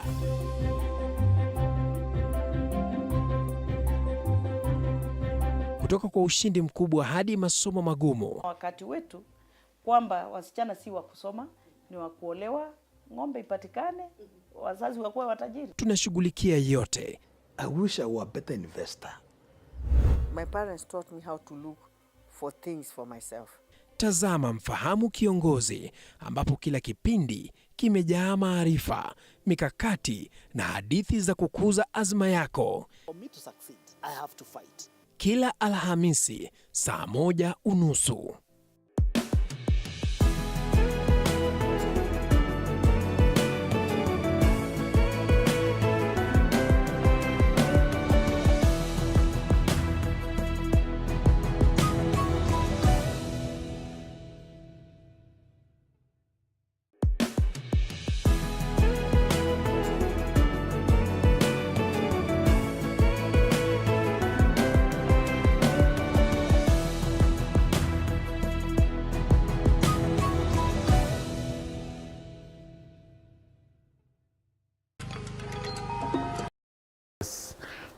Welcome back. This is Sports Extravaganza. My name is Tony Kwalanda. Thank you for staying us. Remember, this show every Saturday live here on TV 47 from 4 p.m. all the way to 7 p.m. We bring you the best sports cuisine in the country, in the region, as well as, of course, across our continent. Earlier on, we had the motorsport team. And, of course, before then, we had the golf. Now, we have a very interesting event and football community football match for women. And it's a very special football event that empowers women in the country. It's known as Path to Russia Community Football Match. And of course, this particular afternoon, I'm honored to have the event director, that is Anna Semenova, who is also has been baptized with a Kenyan name by the name Wanjiru. Wanjiru, karibu. Asante sana. Welcome to TV47. She is, of course, the event director. We also have the event coordinators. I will start, of course, with Clarice Akinyi. Karibu sana to Sports Extravaganza. Thank you. Thank you for making time. We also have the other event coordinator, that is Eric Becker, who is here, of course, who've been doing wonders in terms of this particular event. Let's just get into it and ask Wanjiru. Wanjiru, Path to Russia football community football match. What is it about? And why did you start this particular initiative? And I mean, how has it been so far? So first of all, because I'm Russian and there is literally nothing Russian in Kenya. If you look in other countries, West Africa, Central Africa, there are so many Russian things, Russian houses that provide culture, doing different initiatives. There is nothing Russian here. So I was like, why? Kenya is such a good country and there is big interest to our culture, and there are so many opportunities to support community. So first of all, last year, I started in partnership with the oldest Russian university. It's called St. Petersburg State University. They've come to Kenya in February. I arranged them workshop in the school that is where Clarice is director. It was a cultural workshop about my country, how to empower girls to build their career path. We also tell them about scholarship opportunities and things like that. So since that, we've just been doing some workshops, and I really felt that I want to do it as part of the organization. So now we have what is called Path to Russia initiative. And last year, we had our first community football match in December. This idea came up thanks to a Russian organization called Football Moms. It's called the best initiative for women, the best social project for women, according to Russian parliament. So they came to me, they said, we have 600 teams all over Russia playing already. So it's not like any woman decides to play. It's women who have given birth and maybe have some challenges. They come together to now start playing. So they told me, we want to do something in Africa, we want to become global. And so I arranged them the first one. This year we decided to expand. We are doing our community football match in 2 counties, in Nairobi and Kiambu. So in each county we have our local partners. In Nairobi our partner is Clarice and her school, Kibera Girls Soccer Academy. In Kiambu our partner is Office of Honorable Gigi Kagomba. He is the one supporting us, and he has been a friend of Russia for the longest time. Actually, I used to work for Russian Parliament and I hosted him in Russia, so I've known him for years. So now he came to me, he said, let's do it in Kiambu. So I told him, yes, let's do it. Well done. And I hope you'll make TV47 and Radio 47 a very good friend of Russia as well. Sure. I'm sure those, of course, steps are started. Thank you so much for actually elaborating on that. Let me bring in Clarice. Of course, now that you've mentioned all about Clarice and Kibera Soccer, of course, the director of the Kibera Soccer Academy. Why did you partner with the Path to Russia, and how has your organization or your group benefited from this kind of initiative? Okay, well, Kibera Girls Soccer Academy, it's a free secondary school that empower girls through soccer and life skill. So basically we have 120 girls that live in the school and they get opportunity. And the school is free because we rely on partner organization and friends that supports the school. So Path to Russia is one of our partners. So whereby we have opportunity for life skill sessions that they give unto the girls. Then there's also an opportunity for coding classes that they give to the girls. And through our interaction, so being that it's a soccer academy, so we were able to identify the great opportunity. Then when you look around most of the organization, they provide opportunity for young girls to play. But now this was a very unique opportunity that Anne had mentioned to me, supporting the teen mothers. So the reason as to why I did feel like this was a great opportunity also to make a great difference in the community, it is because most of the young mothers have been neglected in the community. So it was an opportunity to them, having young mothers to play. And actually, our first intention was to have 4 teams, but we had a turnout of over 6 teams that were willing to play during that particular tournament. Well done on that. Eric, let me also bring you into this.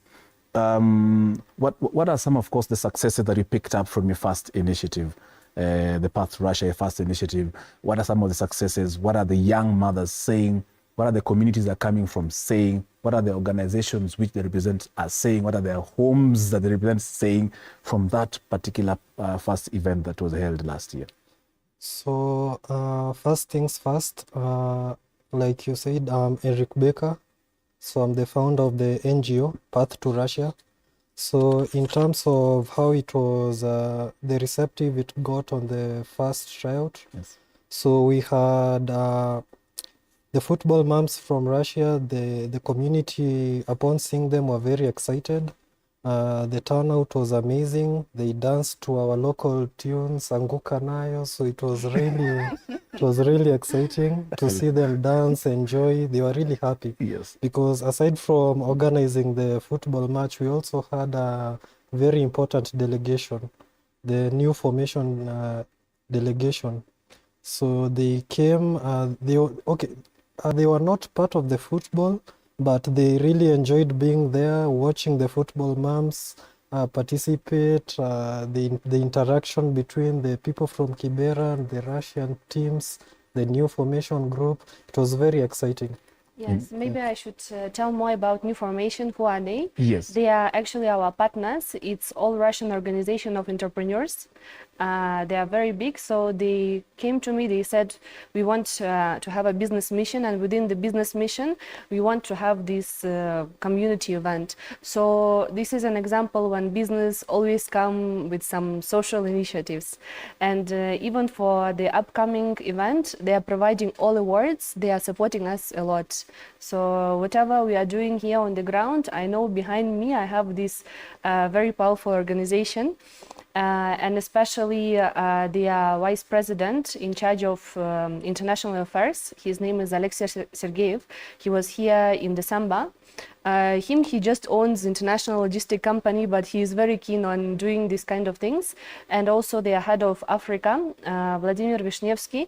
I'm in touch with them every day, and whatever initiative I bring, they are there to support me. Whatever it is financially or in terms of arranging, sending anything, I'm really grateful. So yes, they are there. They don't play, but they support women a lot.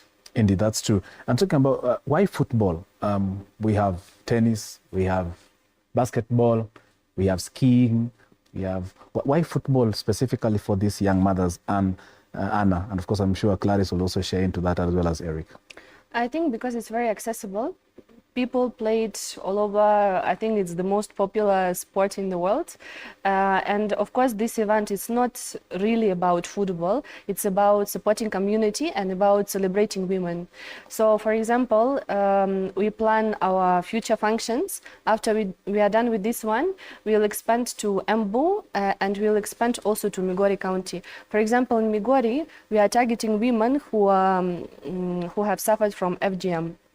So whatever community we come, we see what are the challenges, especially there is Korea community that is known to have this problem.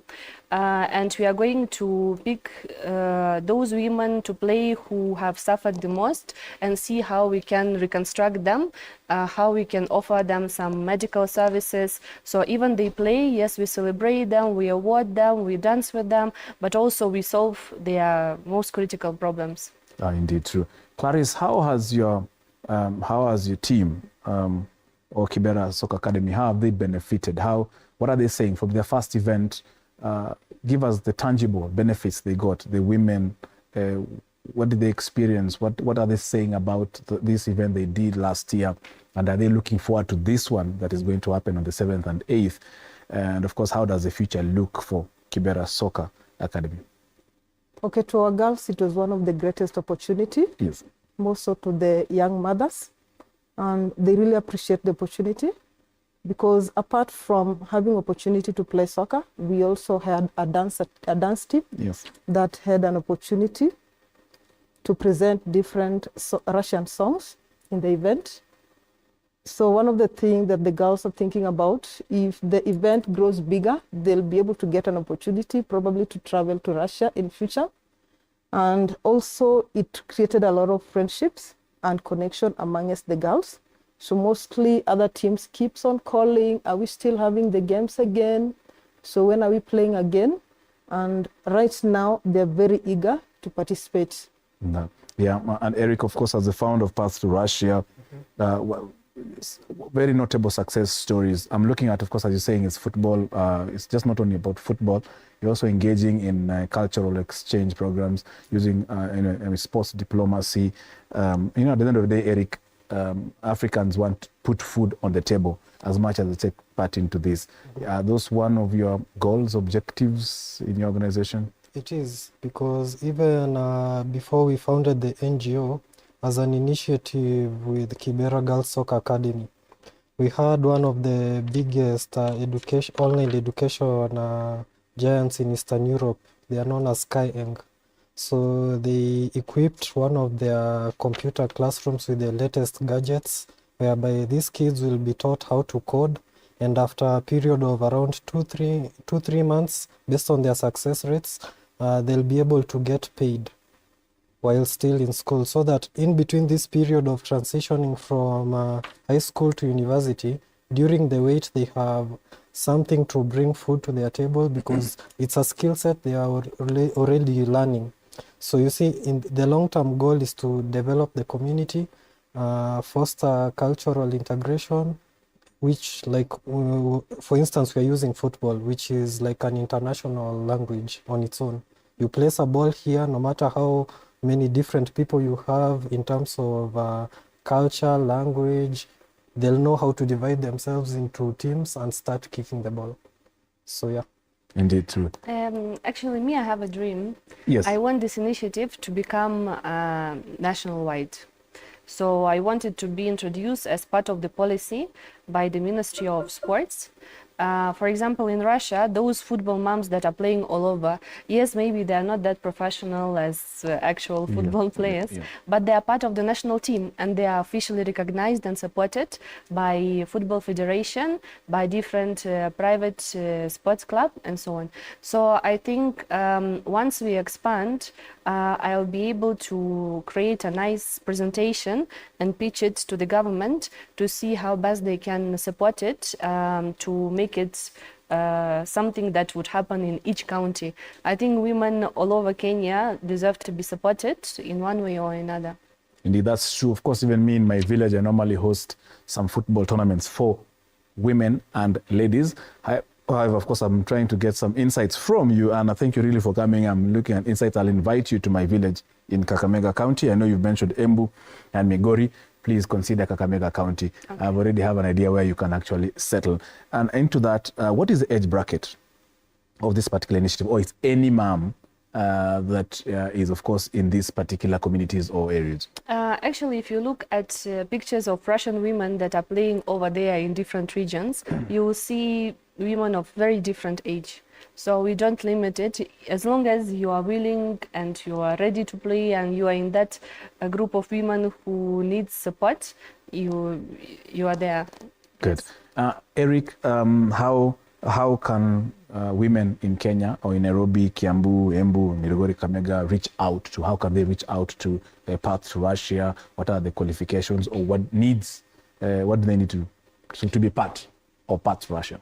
Okay, there's literally nothing to limit them from accessing us. Yes. All we need is turnout and also good coordination. If they want to participate, they can literally just get hold of us.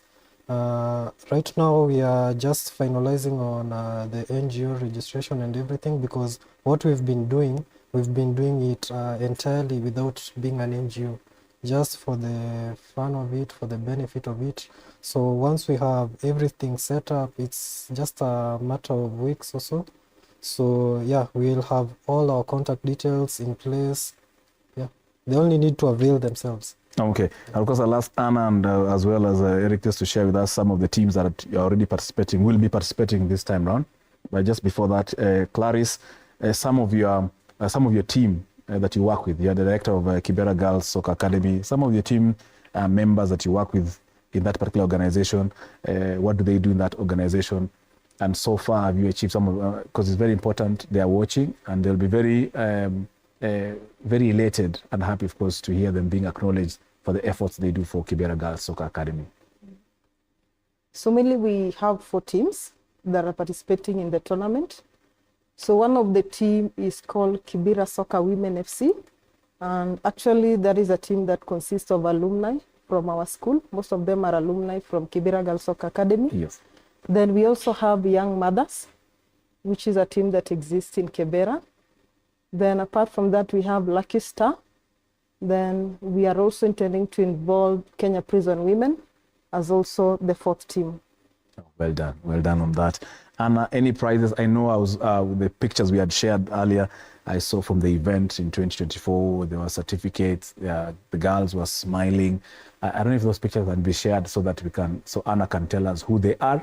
And of course, what are the prizes about? And do you think the prize this year will be better than the prizes last year? It will not be less than what was last year, that's for sure. Yes. Also because we have more teams from 2 counties now. So every time they play, they get awards. The more you play, the more you gain.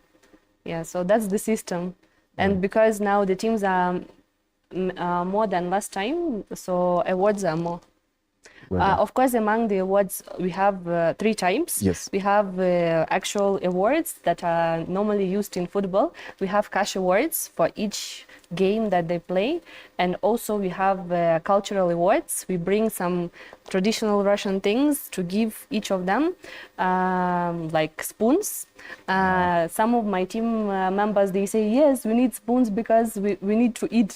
Yes, well, true. I said, but you see, as we use these spoons as music instruments, so even they look, of course you can use them to eat, they look very authentic, but as we use them to play some traditional music things, yeah.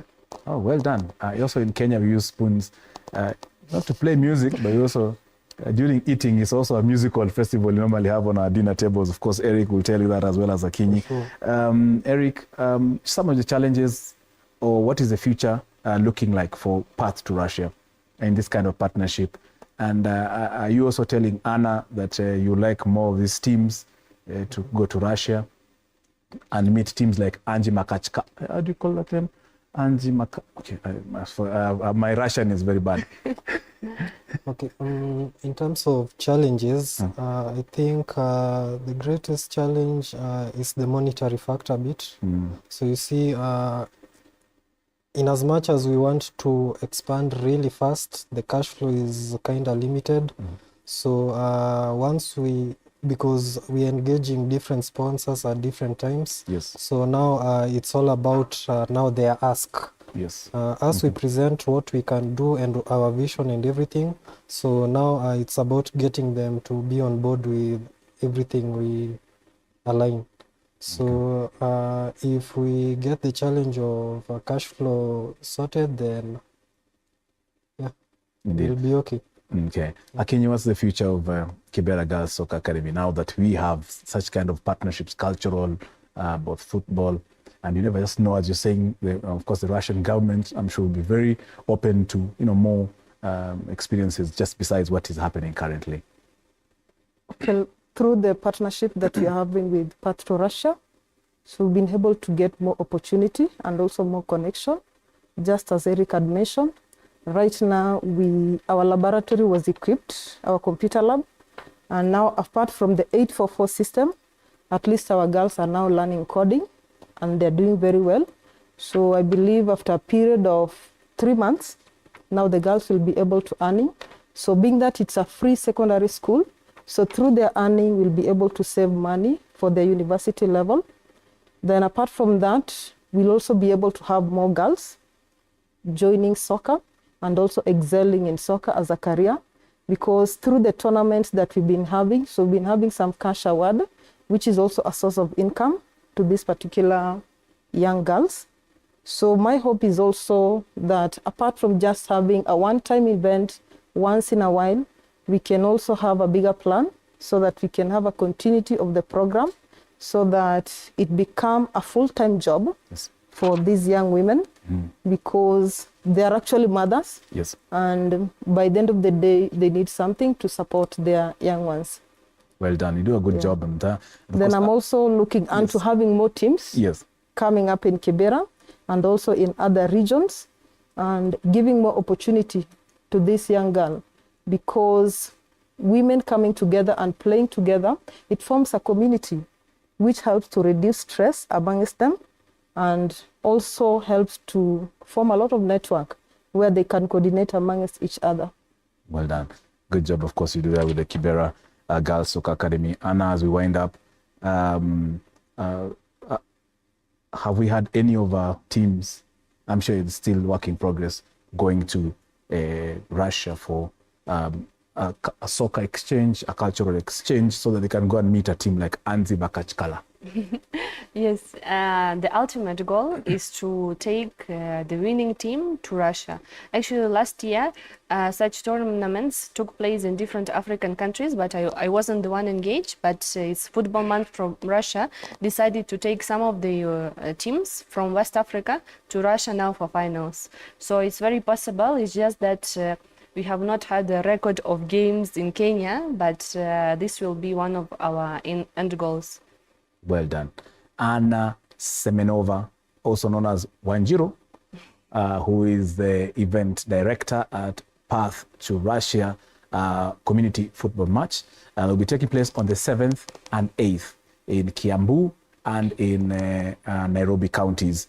Of course, just before you leave, Eric needs to tell us the venues exactly before on the 7th and 8th. It's very important for that. Eric, just before I wind up, where exactly on the 7th and where exactly on the 8th for this particular event? So in Nairobi, it will be in Kibera, specifically DC grounds, right? And in Kiambu, it will be in Gatundu. Gatundu South. Gatundu South. I'm very impressed, of course, by the knowledge that Anna Wanjiru has about Kenya and the names and how she pronounces them with so much ease. Thank you very much indeed, Anna Semenova, for really making time, the event director of Path to Russia football match, community football match. Clarice Kinyi, who is, of course, a director at Kibera Girls Soccer Academy and also an event director, event coordinator for the Path to Russia community football match. And also Eric Becker, who is also an event coordinator of this event and also the founder of Path to Russia. And, of course, being part of the Path to Russia community football match. Thank you very much, ladies and gentlemen, for making time indeed and also for sharing this story. As TV47 will be actually following this particular story to bring you the beautiful stories of our football moms in Kenya and seeing their path from Kenya and also all the way to Russia. And of course, expanding the sport to all the counties, including Kakamega.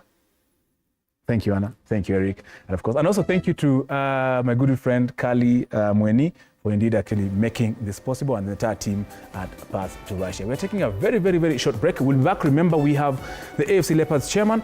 We also have former Harambee Stars defender, Mickey Weche. We also have one of Kenya's top football analysts, Michael Barnabe, here to share about the new coach, Benny McCarthy, and many other things in football. We are back in a bit.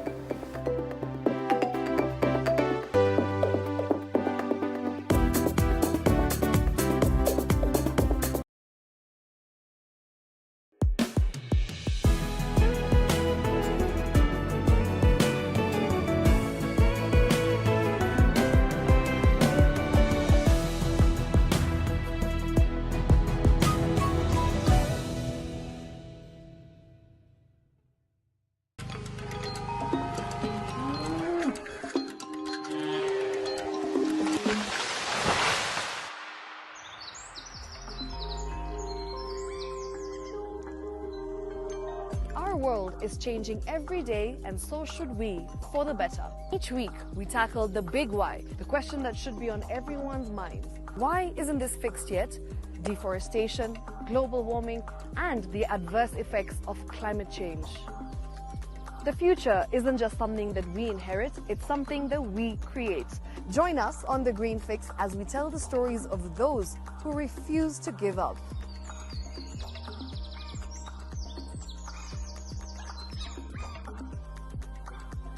When it comes to fixing the planet, there is no time to waste. Join me, Shiksha Arora, on Thursdays at 9 p.m. on The Green Fix as we look into the big why, you and I.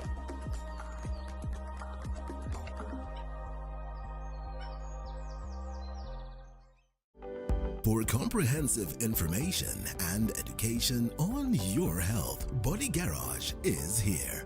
Don't allow anyone to pluck out your good tooth as long as it is strong and stable. Cancer doesn't start today and you get the symptoms tomorrow. By the time you pick it or the time it is manifesting in you, probably will be there about 5 to 10 years. The eye is the window to the rest of the body. Don't forget to stay hydrated. And of course, you at home, do take your water. So the ultimate test is actually you check your urine. Your urine should be clear. Clear like the water. Yes. Should be able to see the other side of the urine. If your urine is colored or has changed color, you cannot see the other side, then you have not taken enough water. Don't forget regular health checkups. Early detection saves lives. I want the message be, we can prevent cervical cancer. We prevent cervical cancer in several ways. You have young girls and even somebody who's above that age, you can pay at least every 3 years. Somebody should have a pap smear done. If you are 40, 45, 50 going upwards, once a year, please go see a doctor. Yeah, it's just for normal routine maintenance.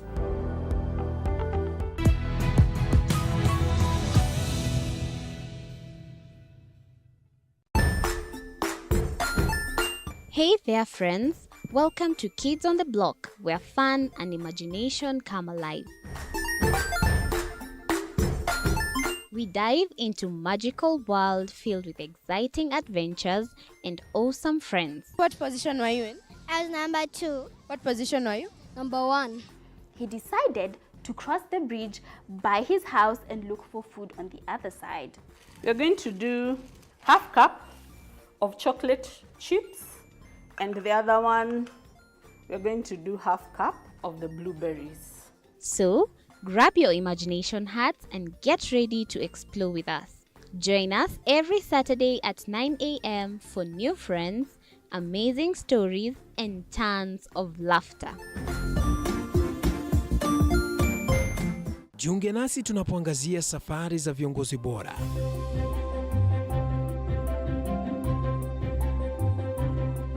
Kutoka kwa ushindi mkubwa hadi masomo magumu. Wakati wetu kwamba wasichana si wa kusoma, ni wa kuolewa, ng'ombe ipatikane, wazazi wakuwa watajiri. Tunashughulikia yote. I wish I were a better investor.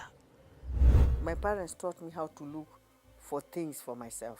Tazama Mfahamu Kiongozi, ambapo kila kipindi kimejaa maarifa, mikakati na hadithi za kukuza azma yako. For me to succeed, I have to fight. Kila Alhamisi saa 1:30.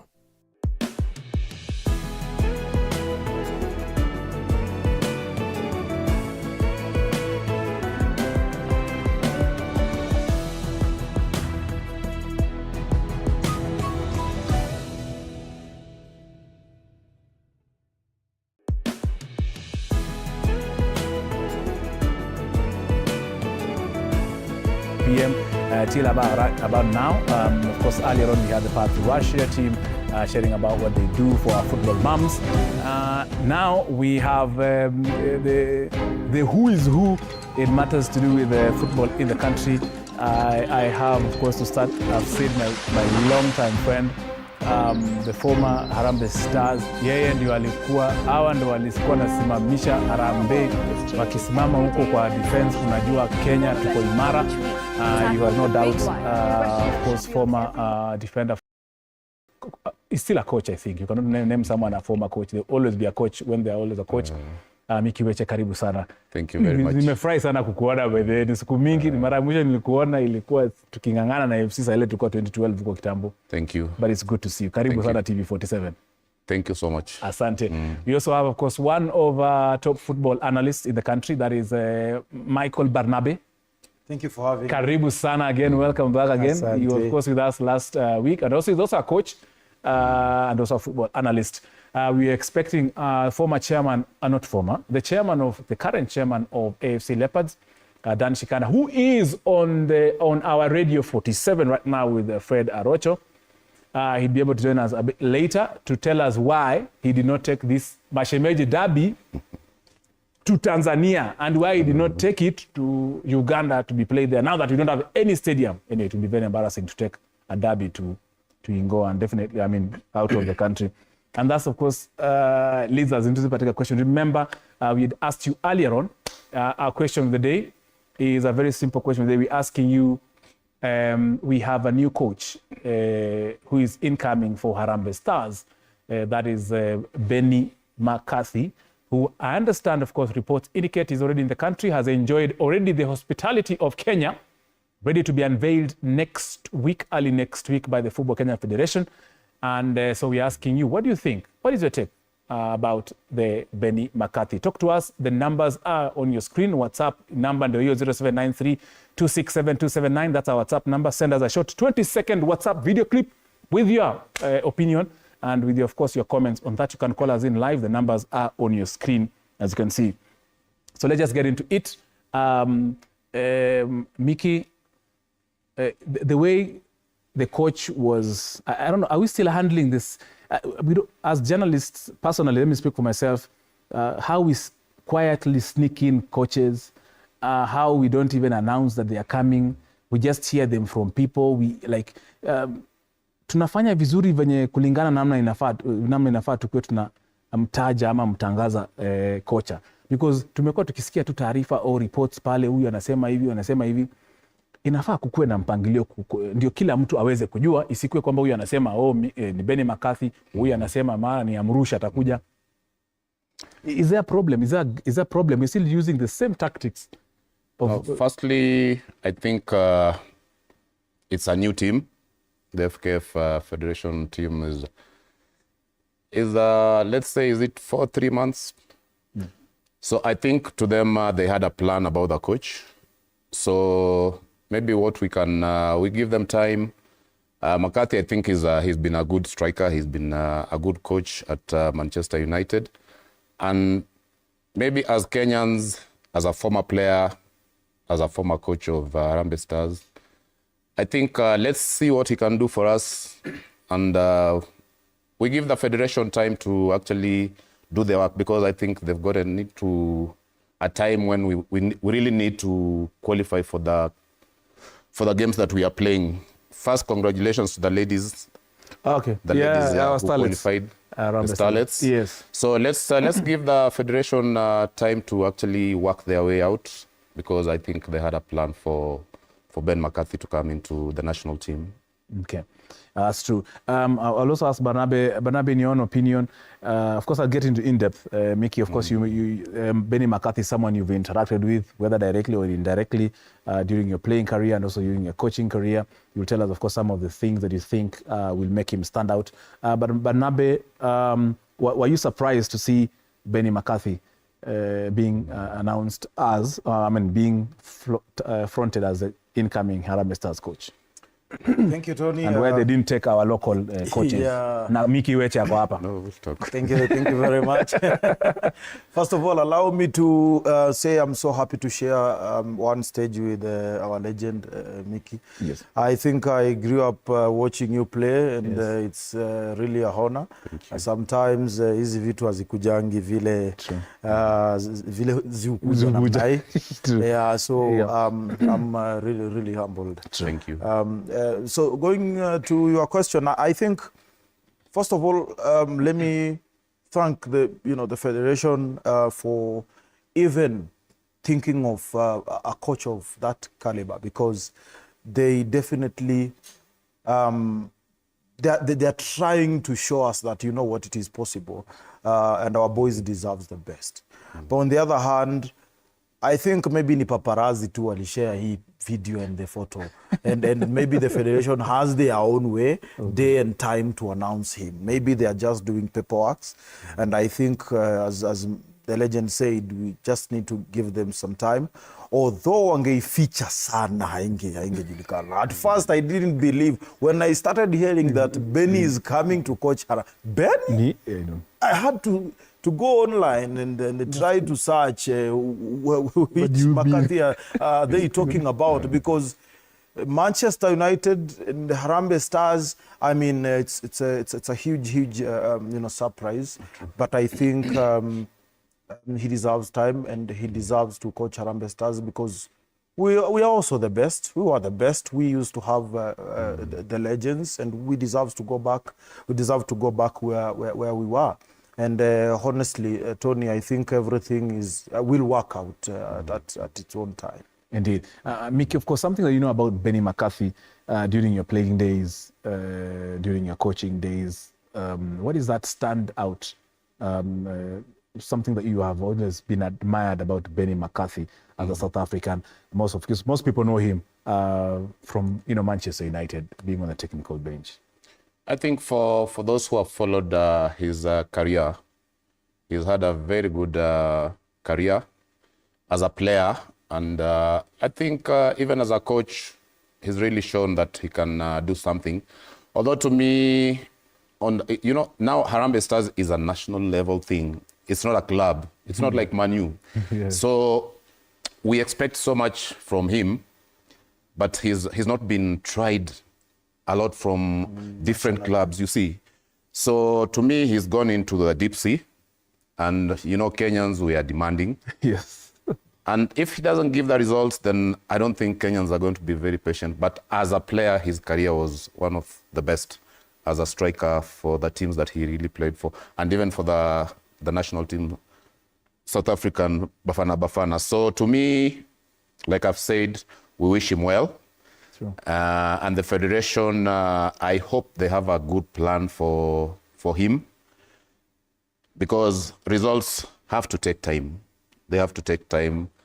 And maybe, like you said, in the long run, I've heard that maybe Nicholas Muyoti might be helping him out as a local coach.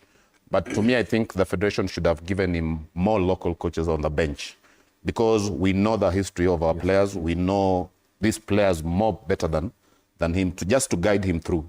So let's see what he does with the time that he's going to be given. I think Tony, yes. As coach said, he has to deal with that pressure that will be coming from Kenyans. Tunataka boli ya Man U, tunataka boli ya Maju, yes, we have to win matches. So, and again, I also have to talk to my fellow Kenyans. Let us also reduce our expectations, because Kenya, we have our own style of play. Our football, we have a very unique style of play. And definitely, he might not change that, but he might maybe make it better, because we are very different from the European football where he used to play, and even South Africa. Kenyan football and South African football, very different. So, and even Ugandan football, maybe kidogo, but you understand. So we have to reduce our expectations as Kenyans, as football fans. But again, kama najua anatutazama. Yes. Lazima pia yeye aelewe kwamba Wakenya ni watu kidogo patience in terms of football na mabao. Haikuangi pale, we have to give him time if we want results. But again, you might see him going for international players, because that is maybe where he might click. Wale ambao wako within Kenya kidogo inaweza kumchanganya. Alafu pia players should be ready na English ya Maju. Just to chip in kidogo. Yes, please. Kenya, I think we have very good players. Yeah, sure. Be it local or international. I think we have very good players, but then it comes to maybe, let's say, what he has to do is the selection has to be true. It has to be true to the Kenyans. It has to be true to the people who actually believe in these players who are coming to be in the national. Let's not just pick because we are picking. Let's pick because during our times, we were picked because Weche was the best number 2. Weche was the best number 5. Take it to the club level of AFC Leopards, take it to the national team. We used to take the best. So if he's going to have a selection of getting the best, be it they're in Europe, wherever they are, or they are here, but let him pick the best players in those positions. That's true indeed. And of course, Barnabe, we are preparing. He has a very busy in-tray, very full in-tray. We have the African Nations Championships coming up in August. We have the World Cup 2026 qualifiers. Hiyo ni pressure. It is pressure enough. And definitely tunataka win, and he has to win because he's Benny McCarthy. But as I said, patience. But I think he can do it. He can do it, and that is why I think we hired him. To bring the best, to bring the experience. But again, we have also to be ready to help him as a federation, as Kenyans, to support him. I think too many of his staffs coming, on board might be a bit, tricky. He needs also to mix kidogo na Kenyans, locals, because of the environment has to be conducive for the players and everything around, the tactical, technical, physical, whatever. It has to get it all of those aspects right before we head for all those competitions.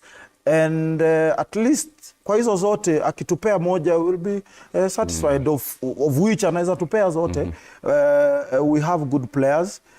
Wacha isifike ile ambayo selection ikifika, there are people telling him, do this, do that, do that. So I think we just let him be independent and make his own decisions as a coach, and that is what has made actually European and other international football isonge mbele. It's because of the independency of the coaches and technical staff. And tusidanganyane, we've seen it before in Kenya, but I think maybe with the new regime things have changed and things will be better. Indeed. Of course, as you add on to that, Coach Mickey, as a coach, I'm sure I'm putting you in the shoes of Benny McCarthy in that negotiating table. As a coach, what are some of the demands you'll be making to the federation or to the country before you take up that national job? What are some of the demands? Are you asking for, I need good stadiums? Are you asking, I need good fields? Are you asking, you need good players? What are the kind of demands you as a coach, Mickey, you'll be making? We are getting into the mind and the eyes of Benny McCarthy, so at least he can make this job a success to him. First of all, for me, I think I would get a technical bench which is true to myself as the head coach. The things that we do are true to the technical bench. And we are a team as one. Not if we lose, then we are not together. So we bite the bullet together. So, and then for the federation, I think they have to work on the duration of training, because like for us, back in our days, we used to train very few days. Yes. So if the players can train for maybe 1 month together as a team, although the FIFA rules are there that there are times when they have to train together. But then if we get a longer period of training, especially the local players who are here, if he can work on them, and then the ones who are outside, they can come and join, because then you have a selection. You can select from these ones who are home here. Take the best, mix them with the other ones who are from outside. So for me, I think it would be the training period, because for us, we used to actually train maybe 2-3 weeks. And the performance, we would actually do the performance as per our training. So for me, for Ben, I think he would, the support of the federation, the training duration. And then I'll still go back to the selection of players. That one for me, it's a no zone. Yeah, take the best out of our players locally and from the foreign leagues. Indeed, true. Yeah. If you're joining us, of course, we have Mickey Weche, our legend in football, a former Harambee Stars defender, as well as, of course, a coach. And also have Michael Barnabe, a football analyst, and also as well as coach. This is Sports Extravaganza. I will just take a very short, I don't want to take a breath, but I want to take you to my my colleague, Boniface Kimanzi. And Boniface Kimanzi, of course, normally gets a very interesting fan zone where we engage you in your local mutaa to speak to us about matters football. And of course, we have the English Premier League, we have the FA Cup, we have Champions League, we have our local football here, we have our national team. So Boniface Kimanzi, wherever you are, of course, talk to us and tell us what's happening huko mtaani. Na asante sana mwenzangu Tony Kwalanda, na kama unavyojua tuko hapa katika mtaa wa Westland jijini Nairobi, ambapo tuko na mafansi wengi, mafansi wa Manchester United, mafansi wa Chelsea, mafansi wa Manchester City, mafansi wa Arsenal watakuwa wanatupatia maoni yao kuhusu ligi kuu nchini Uingereza, na vile vile mafansi wa Manchester United watakuwa wanatuambia kwa nini yule Ruben Amorim amekuwa kiflop pale katika ligi kuu nchini Uingereza. Tuliona Man City pia inazozua. Wacha tuanze na mashabiki hapa. Tuko na shabiki mmoja hapa atakuwa anatuambia majina yake na timu yake ni gani pale katika ligi kuu nchini Uingereza. Na mdugu, karibu sana TV47. Utuambie majina yako na timu yako ni gani pale katika ligi kuu nchini Uingereza. Na ni kwa nini unaisupport? Kwa majina naitwa Rocho anavyonijua. Umaarufu wangu ndio mimi ni shabiki damu kimnyama wa Manchester United. Timu kubwa, timu ya mababu ya warembo ya kila kitu. Sababu ya mimi kusupport hiyo timu inakupatia furaha. Ikichapwa ni furaha, ikishinda ni furaha. Ukiangalia mara mob sana, ukiangalia labda tuseme Manchester inacheza na timu kama timu hizi ndogo ndogo kama Chelsea, Arsenal, unaona timu ambazo zina maana. Unapata inacheza na timu kama hiyo. Halafu ni saa 8 usiku unapata mashabiki wanajaa, unaona?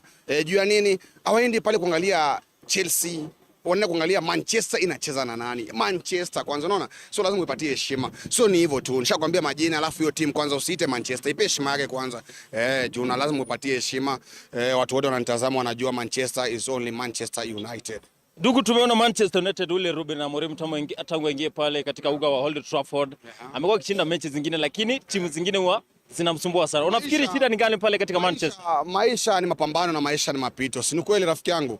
Ukiangalia ukiachana huyo Amorim tangu akuje, tulikuwa kwanza na Ten Hag, mzee kipara, mzee mnyama, mheshimiwa zake. Hebu angalia huyo coach alikuja, timu kama inasuasua, akapewa muda. Kwa miaka 2 amebeba Carabao na amebeba FA. Na kuna kocha wa hizi timu ndogo ndogo nakwambia, timu ambayo inangania namba. Unajua tunangania vikombe, tunangania namba.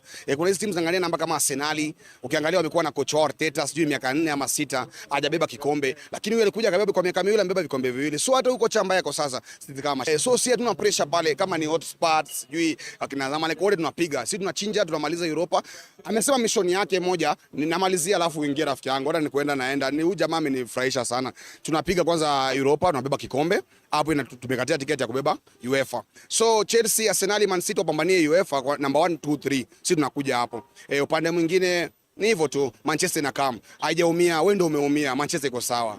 Safi. Shabiki wa Manchester United anasema kwamba Manchester United iko gangari kabisa pale katika ligi kuu nchini Uingereza. Vile vile niko na shabiki mwingine hapa ambaye atakuwa anatuambia majina yake na timu yake ni gani pale katika ligi kuu nchini Uingereza. Na mdugu, karibu sana TV47. Utuambie majina yako na timu yako ni gani pale katika ligi kuu nchini Uingereza. Na ni kwa nini unaisupport pale katika ligi kuu? Chelsea inanifurahishanga, tunaelewa tu vijana ni wanacheza game, lakini msimu tulikuwa tunatarajia kubeba kitu lakini tukufanikiwa, lakini tujaruhusi hope. Sasa tu top 4 yetu lazima tucheze bingwa Ulaya. Hata bingwa Ulaya jasaulika bado miaka 3 imepita.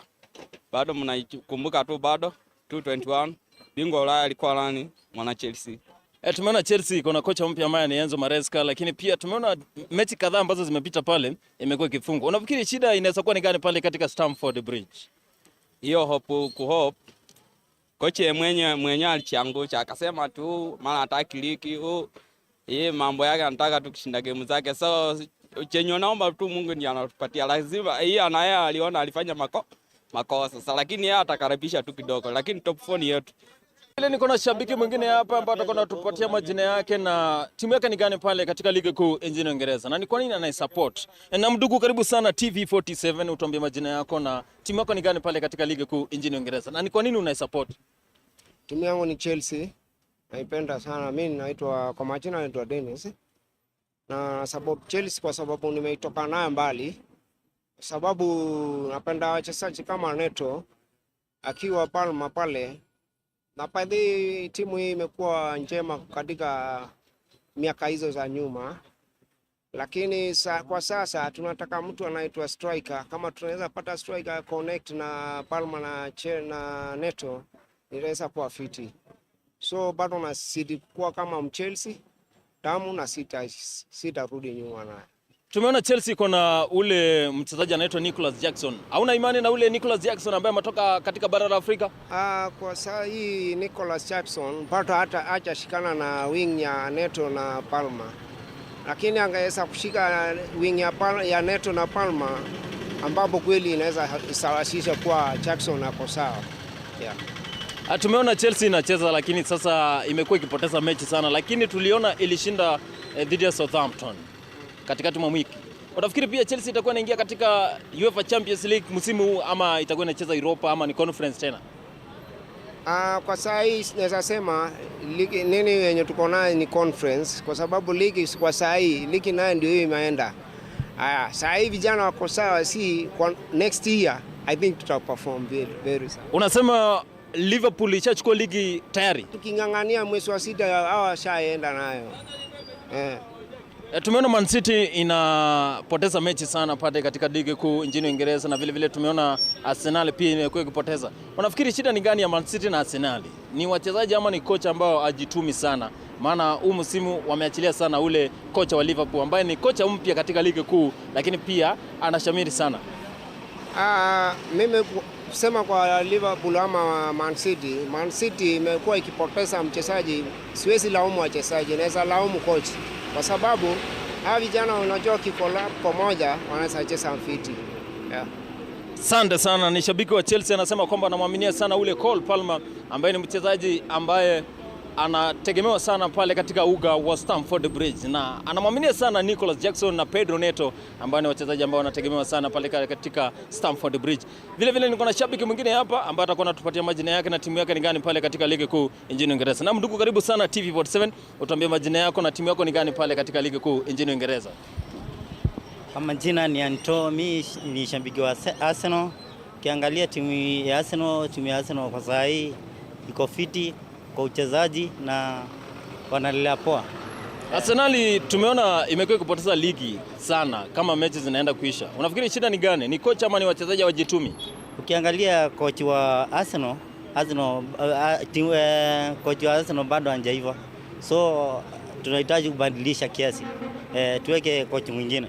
Arteta amekuwa pale miaka mingi sana, lakini pia amekuwa akisaidia Arsenal. Ameunga kikosi pale ambayo iko na kina Bukayo Saka, Martinelli, wako pale wachezaji wazuri. Unafikiri mkimwondoa Arteta pale ni kocha mgani ambaye atakuwa anarudi pale ambaye atawasaidia? Pale at least tutafuta kocha mwingine ndio timu iweze kamilika, alafu aweze kucheza vizuri. Msimu huu ni timu gani unaona inaweza chukua ligi? Kuna Man City pale, kuna Liverpool na vile vile kuna Arsenal. Man City naona wakibeba. Man City wanaenda nayo. Man City inabeba? Wanabeba. Kwa nini unasema Man City itabeba? Hata ukiangalia vile wanacheza na vile fazi zao ziko sawa. So ukiangalia Man City wanaenda nayo. Ni mchezaji mgani ambaye unapenda sana pale katika timu ya Arsenal? Saka. Unapenda Saka? Saka nampenda sana. Kwa nini unapenda Saka? Saka ukiangalia na fazi zake, alafu vile huwa anapeana ball, huyo jamaa ako fiti. Ni mchezaji mzuri. Welcome back. This is Sports Extravaganza. Thank you very much, Boniface Kimanzi, one of our reporters, of course, getting to hear what you have to say about football.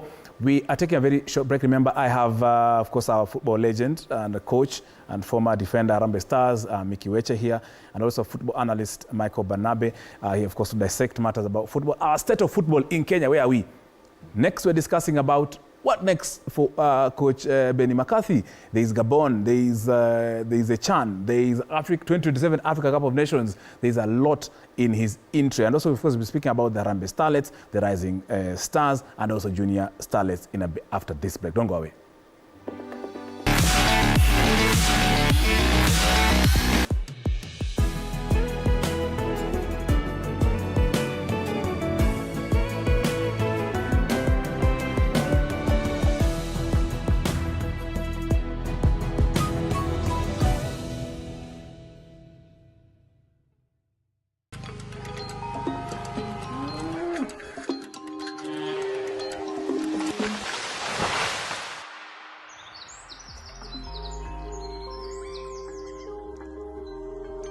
Our world is changing every day, and so should we, for the better. Each week, we tackle the big why, the question that should be on everyone's mind. Why isn't this fixed yet? Deforestation, global warming, and the adverse effects of climate change. The future isn't just something that we inherit, it's something that we create. Join us on The Green Fix as we tell the stories of those who refuse to give up.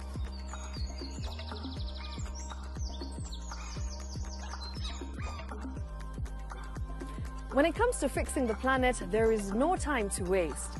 Join me, Shiksha Arora, on Thursdays at 9 p.m. on The Green Fix as we look into the big why, you and I.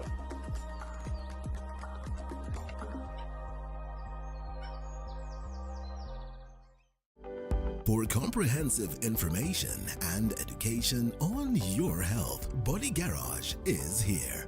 Don't allow anyone to pluck out your good tooth as long as it is strong and stable. Cancer doesn't start today and you get the symptoms tomorrow. By the time you pick it or the time it is manifesting in you, probably will be there about 5 to 10 years. The eye is the window to the rest of the body. Don't forget to stay hydrated. And of course, you at home do take your water. So the ultimate test is actually you check your urine. Your urine should be clear. Clear like the water? Yes. Should be able to see the other side of the urine. If your urine is colored or has changed color, you cannot see the other side, then you have not taken enough water. Don't forget, regular health checkups. Early detection saves lives. I want the message be, we can prevent cervical cancer.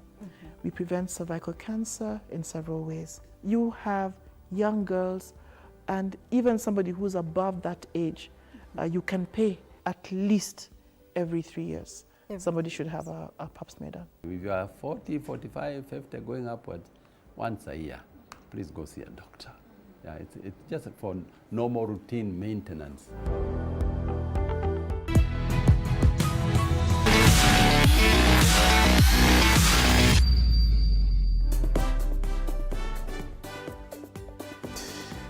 Welcome back. This is Sports Extravaganza. I have just seen the chairman of AFC Leopards, and I would, of course, request him to be brought in this particular panel.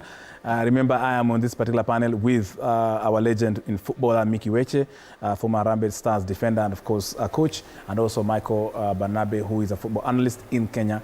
I also have in studio, but not on set, the chairman of AFC Leopards, Dan Shikanda, who is around. And we have so many questions, 6 million questions for him, because he has just denied us a good outing on Sunday, where we had already planned everything and booked so many things, but now we have no Mashemeji Derby where Gor Mahia was supposed to play, AFC Leopards being a home team. Of course, that of course we shall be having in a bit. Anakuja tu kupatiwa microphone haraka haraka, but let me just engage Coach Mickey Weche. Coach, you were just sharing about how Coach Benny McCarthy will be having a very challenging time, of course, trying to make up his squad. Because of course, I'm sure he's coming with his own demands in terms of who will be what and who will be where. Umesikia nini wewe fununu? Kusikia sijasikia, because lineup lazima ikuwe ni siri yake. Na bado nitarudi tu kwa the local coaches, because how much does he know about Kenyan football? How much does he know about the players that are there? So nitarudi tu kwa our local coaches, wale watakuwa wanamsaidia kumguide. So on the side of the list, I think itakuwa so much to our local coaches, wale watakuwa pale kumsaidia.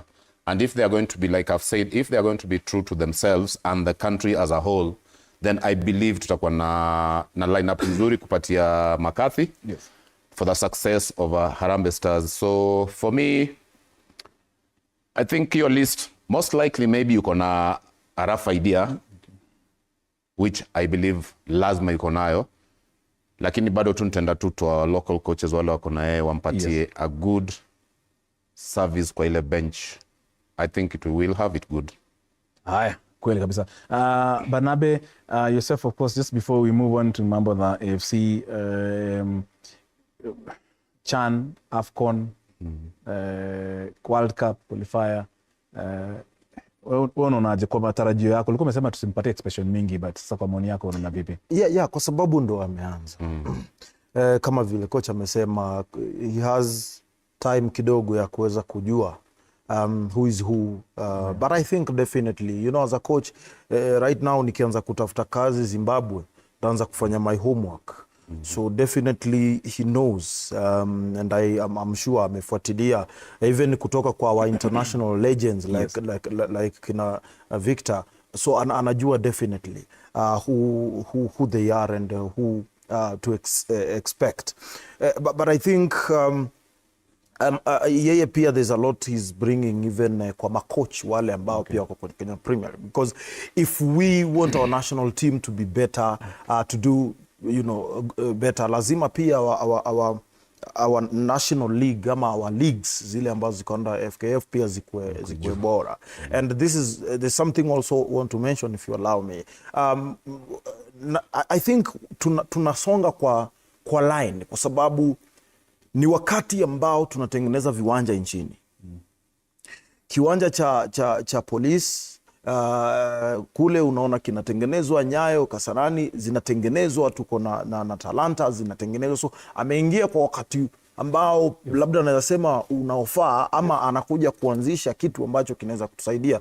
Kwa sababu pia angalia training yao kule maybe in Europe kwa Manchester kule viwanja viko vizuri. So ni challenge nyingine pia naweza kupata, maybe talking of a challenge, kutumia viwanja vyetu na namna ambavyo wataoanisha na style yake ya play. But on the other hand now, going to the tournaments, the players wakuwe tu tayari. I think when you have a good team, I mean the technical and the players, the talents, hata kama uwe ni coach hujui kitu, you can win matches. Imagine, you can win matches. So it just, I think what we have brought him to do is to prepare to make, to bring the new experience, the mood around the technical bench and the players, and all will fall in place. I can tell you, we can do better. Indeed.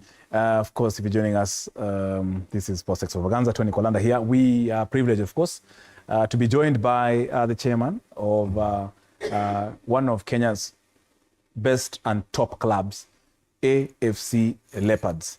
That is Dan Shikanda. Karibu sana. 47. He's just from having an interview on our sister station, Radio 47, with my colleague Fred Arocho. And of course, we tunaendeleza hiyo conversation hapa kwa TV 47. Karibu sana. Najua, I remember that tomorrow we had a game. It's not there. Hiyo lazima tutukuulize. We have fans, AFC Leopards fans, like myself. You are an AFC Leopards fan. I'm an AFC. Ngoja kwanza, kwa cheza chini kwanza. Uliza vile wecha na feel. Haendi hatuendi kutingiza mabeka ile kwa tumeenda kufanya hivyo. But what really, we know what happened, chairman. November the same thing. What is the solution to this? What is the solution? You had mentioned about going to Tanzania. Usitupeleke Tanzania, sisi Waluya tuwezi kucheza Tanzania. Asante Tony, karibu, na pia other guests, my senior, Aweche, the other guest. You know, Tony, yes, kwangu, it's been very disturbing and very disappointing, because where we are today, we were there in the 6 years I've been at FC. Getting a field to play Mashemeji Derby has been a nightmare. A serious nightmare. And imagine miaka 6 zimeisha na bado ni nightmare. So we were to play in November, tukaambiwa viwanja zinakarabatiwa. So for that, the earliest tunaweza cheza hiyo match, it will be in February. Before to test match before Cup of Nations. Yes. So we are finished February. And you see, I cannot just, it is our home game. We cannot allow that match to be played in Machakos. People will kill each other because the infrastructure of Machakos cannot contain that huge number of fans. Yes. Now, we have to take football serious, and we are taking it serious. Tukasema, let's talk to the government. they need to give us either Kasarani or Nyayo. Initially, they told us Nyayo, Kasarani is available.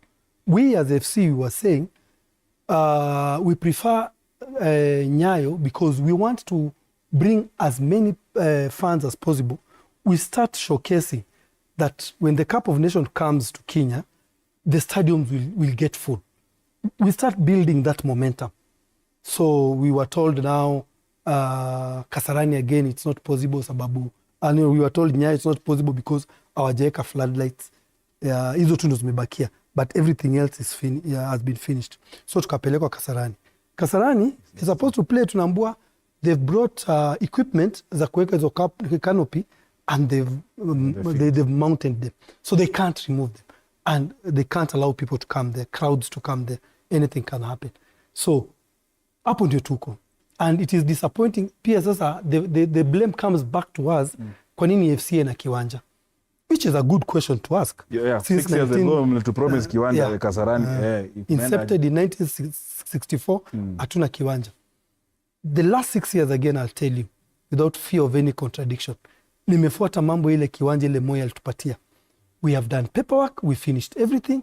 So by the time tulikuwa supposed to move in, tukaambiwa wait because it is under Sports Kenya. When Ardhi Sasa came, hizo viwanja hizo za Kasarani ziliwekwa under Sports Kenya. So we can't get a title, but we can be given a lease. My last meeting about the viwanja, I sat on the same table with all my NEC members, including my patron, including His Excellency the President, including the Cabinet Minister for the Cabinet Secretary for Sports, Honorable Ababu Namwamba, and the Director General of Sports Kenya, Pius Meto. And the President gave directives. Pius Meto, DG was Sports Kenya, and the CS for Sports, Ababu Namwamba, they come up with a cabinet memo. Ipelekwe cabinet, we are given that land through a cabinet paper.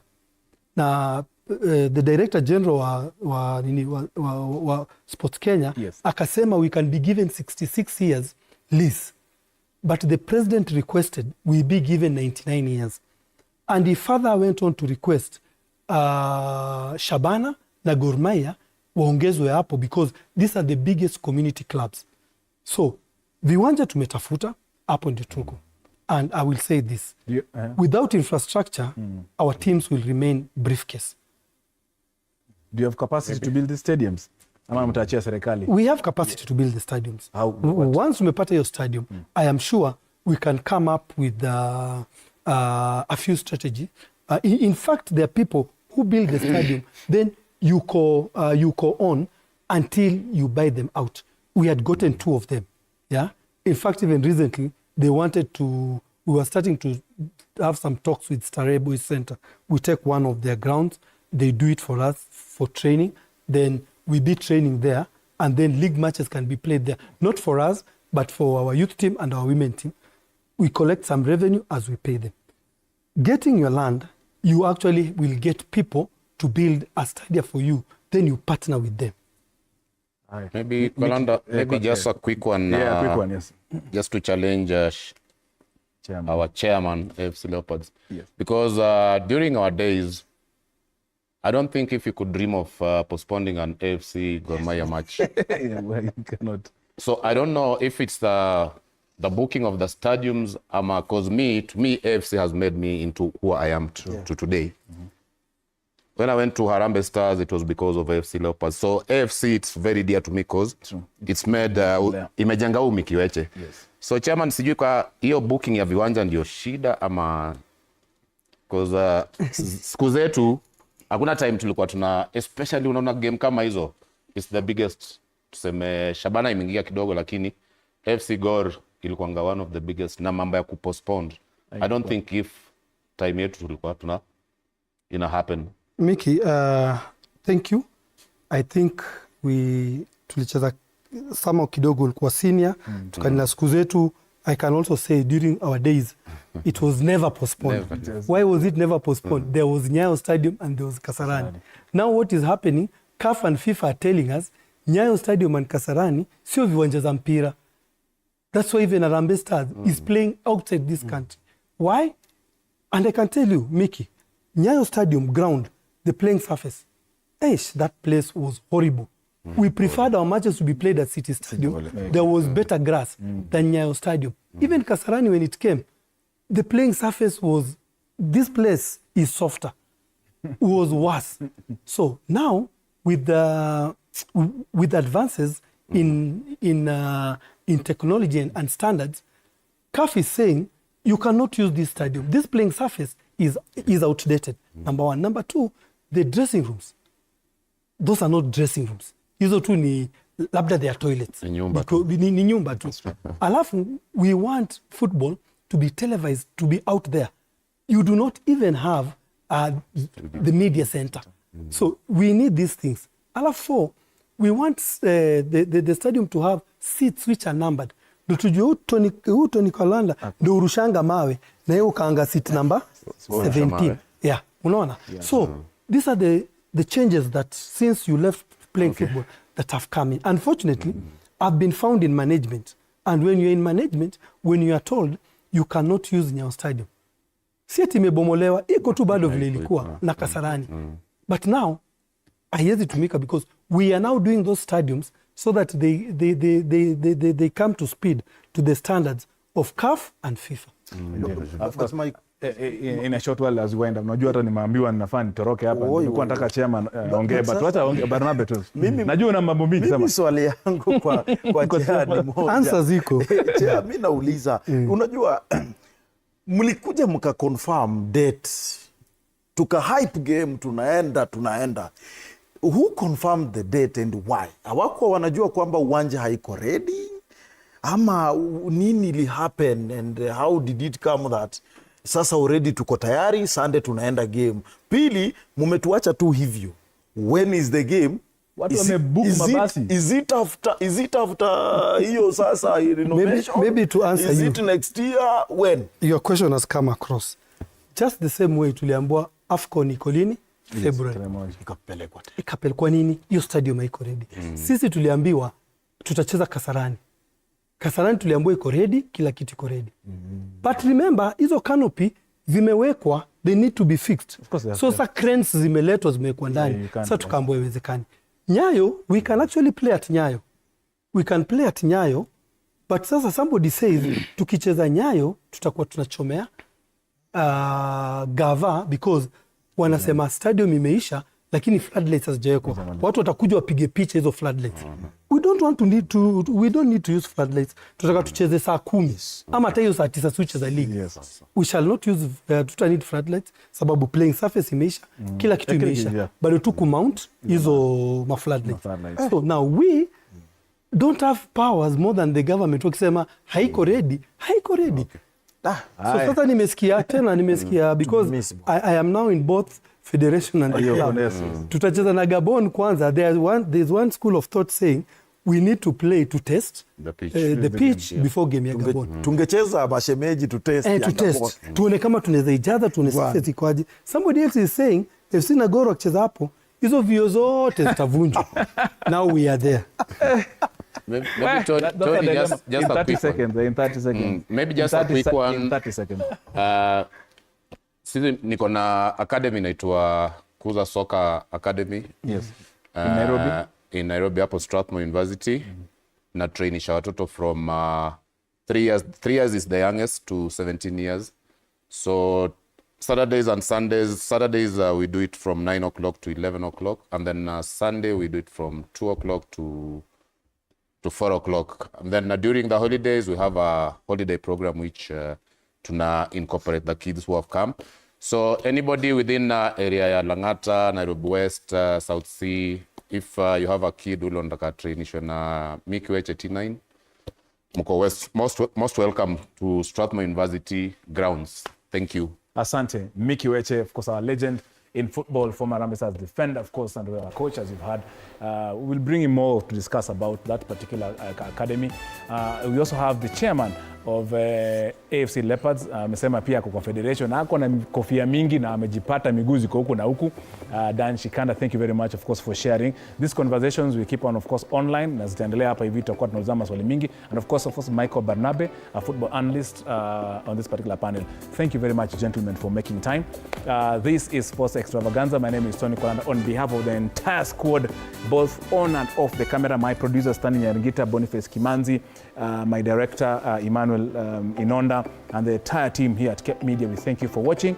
Up next, of course, is news in Kiswahili. Have yourself a lovely evening. Bye.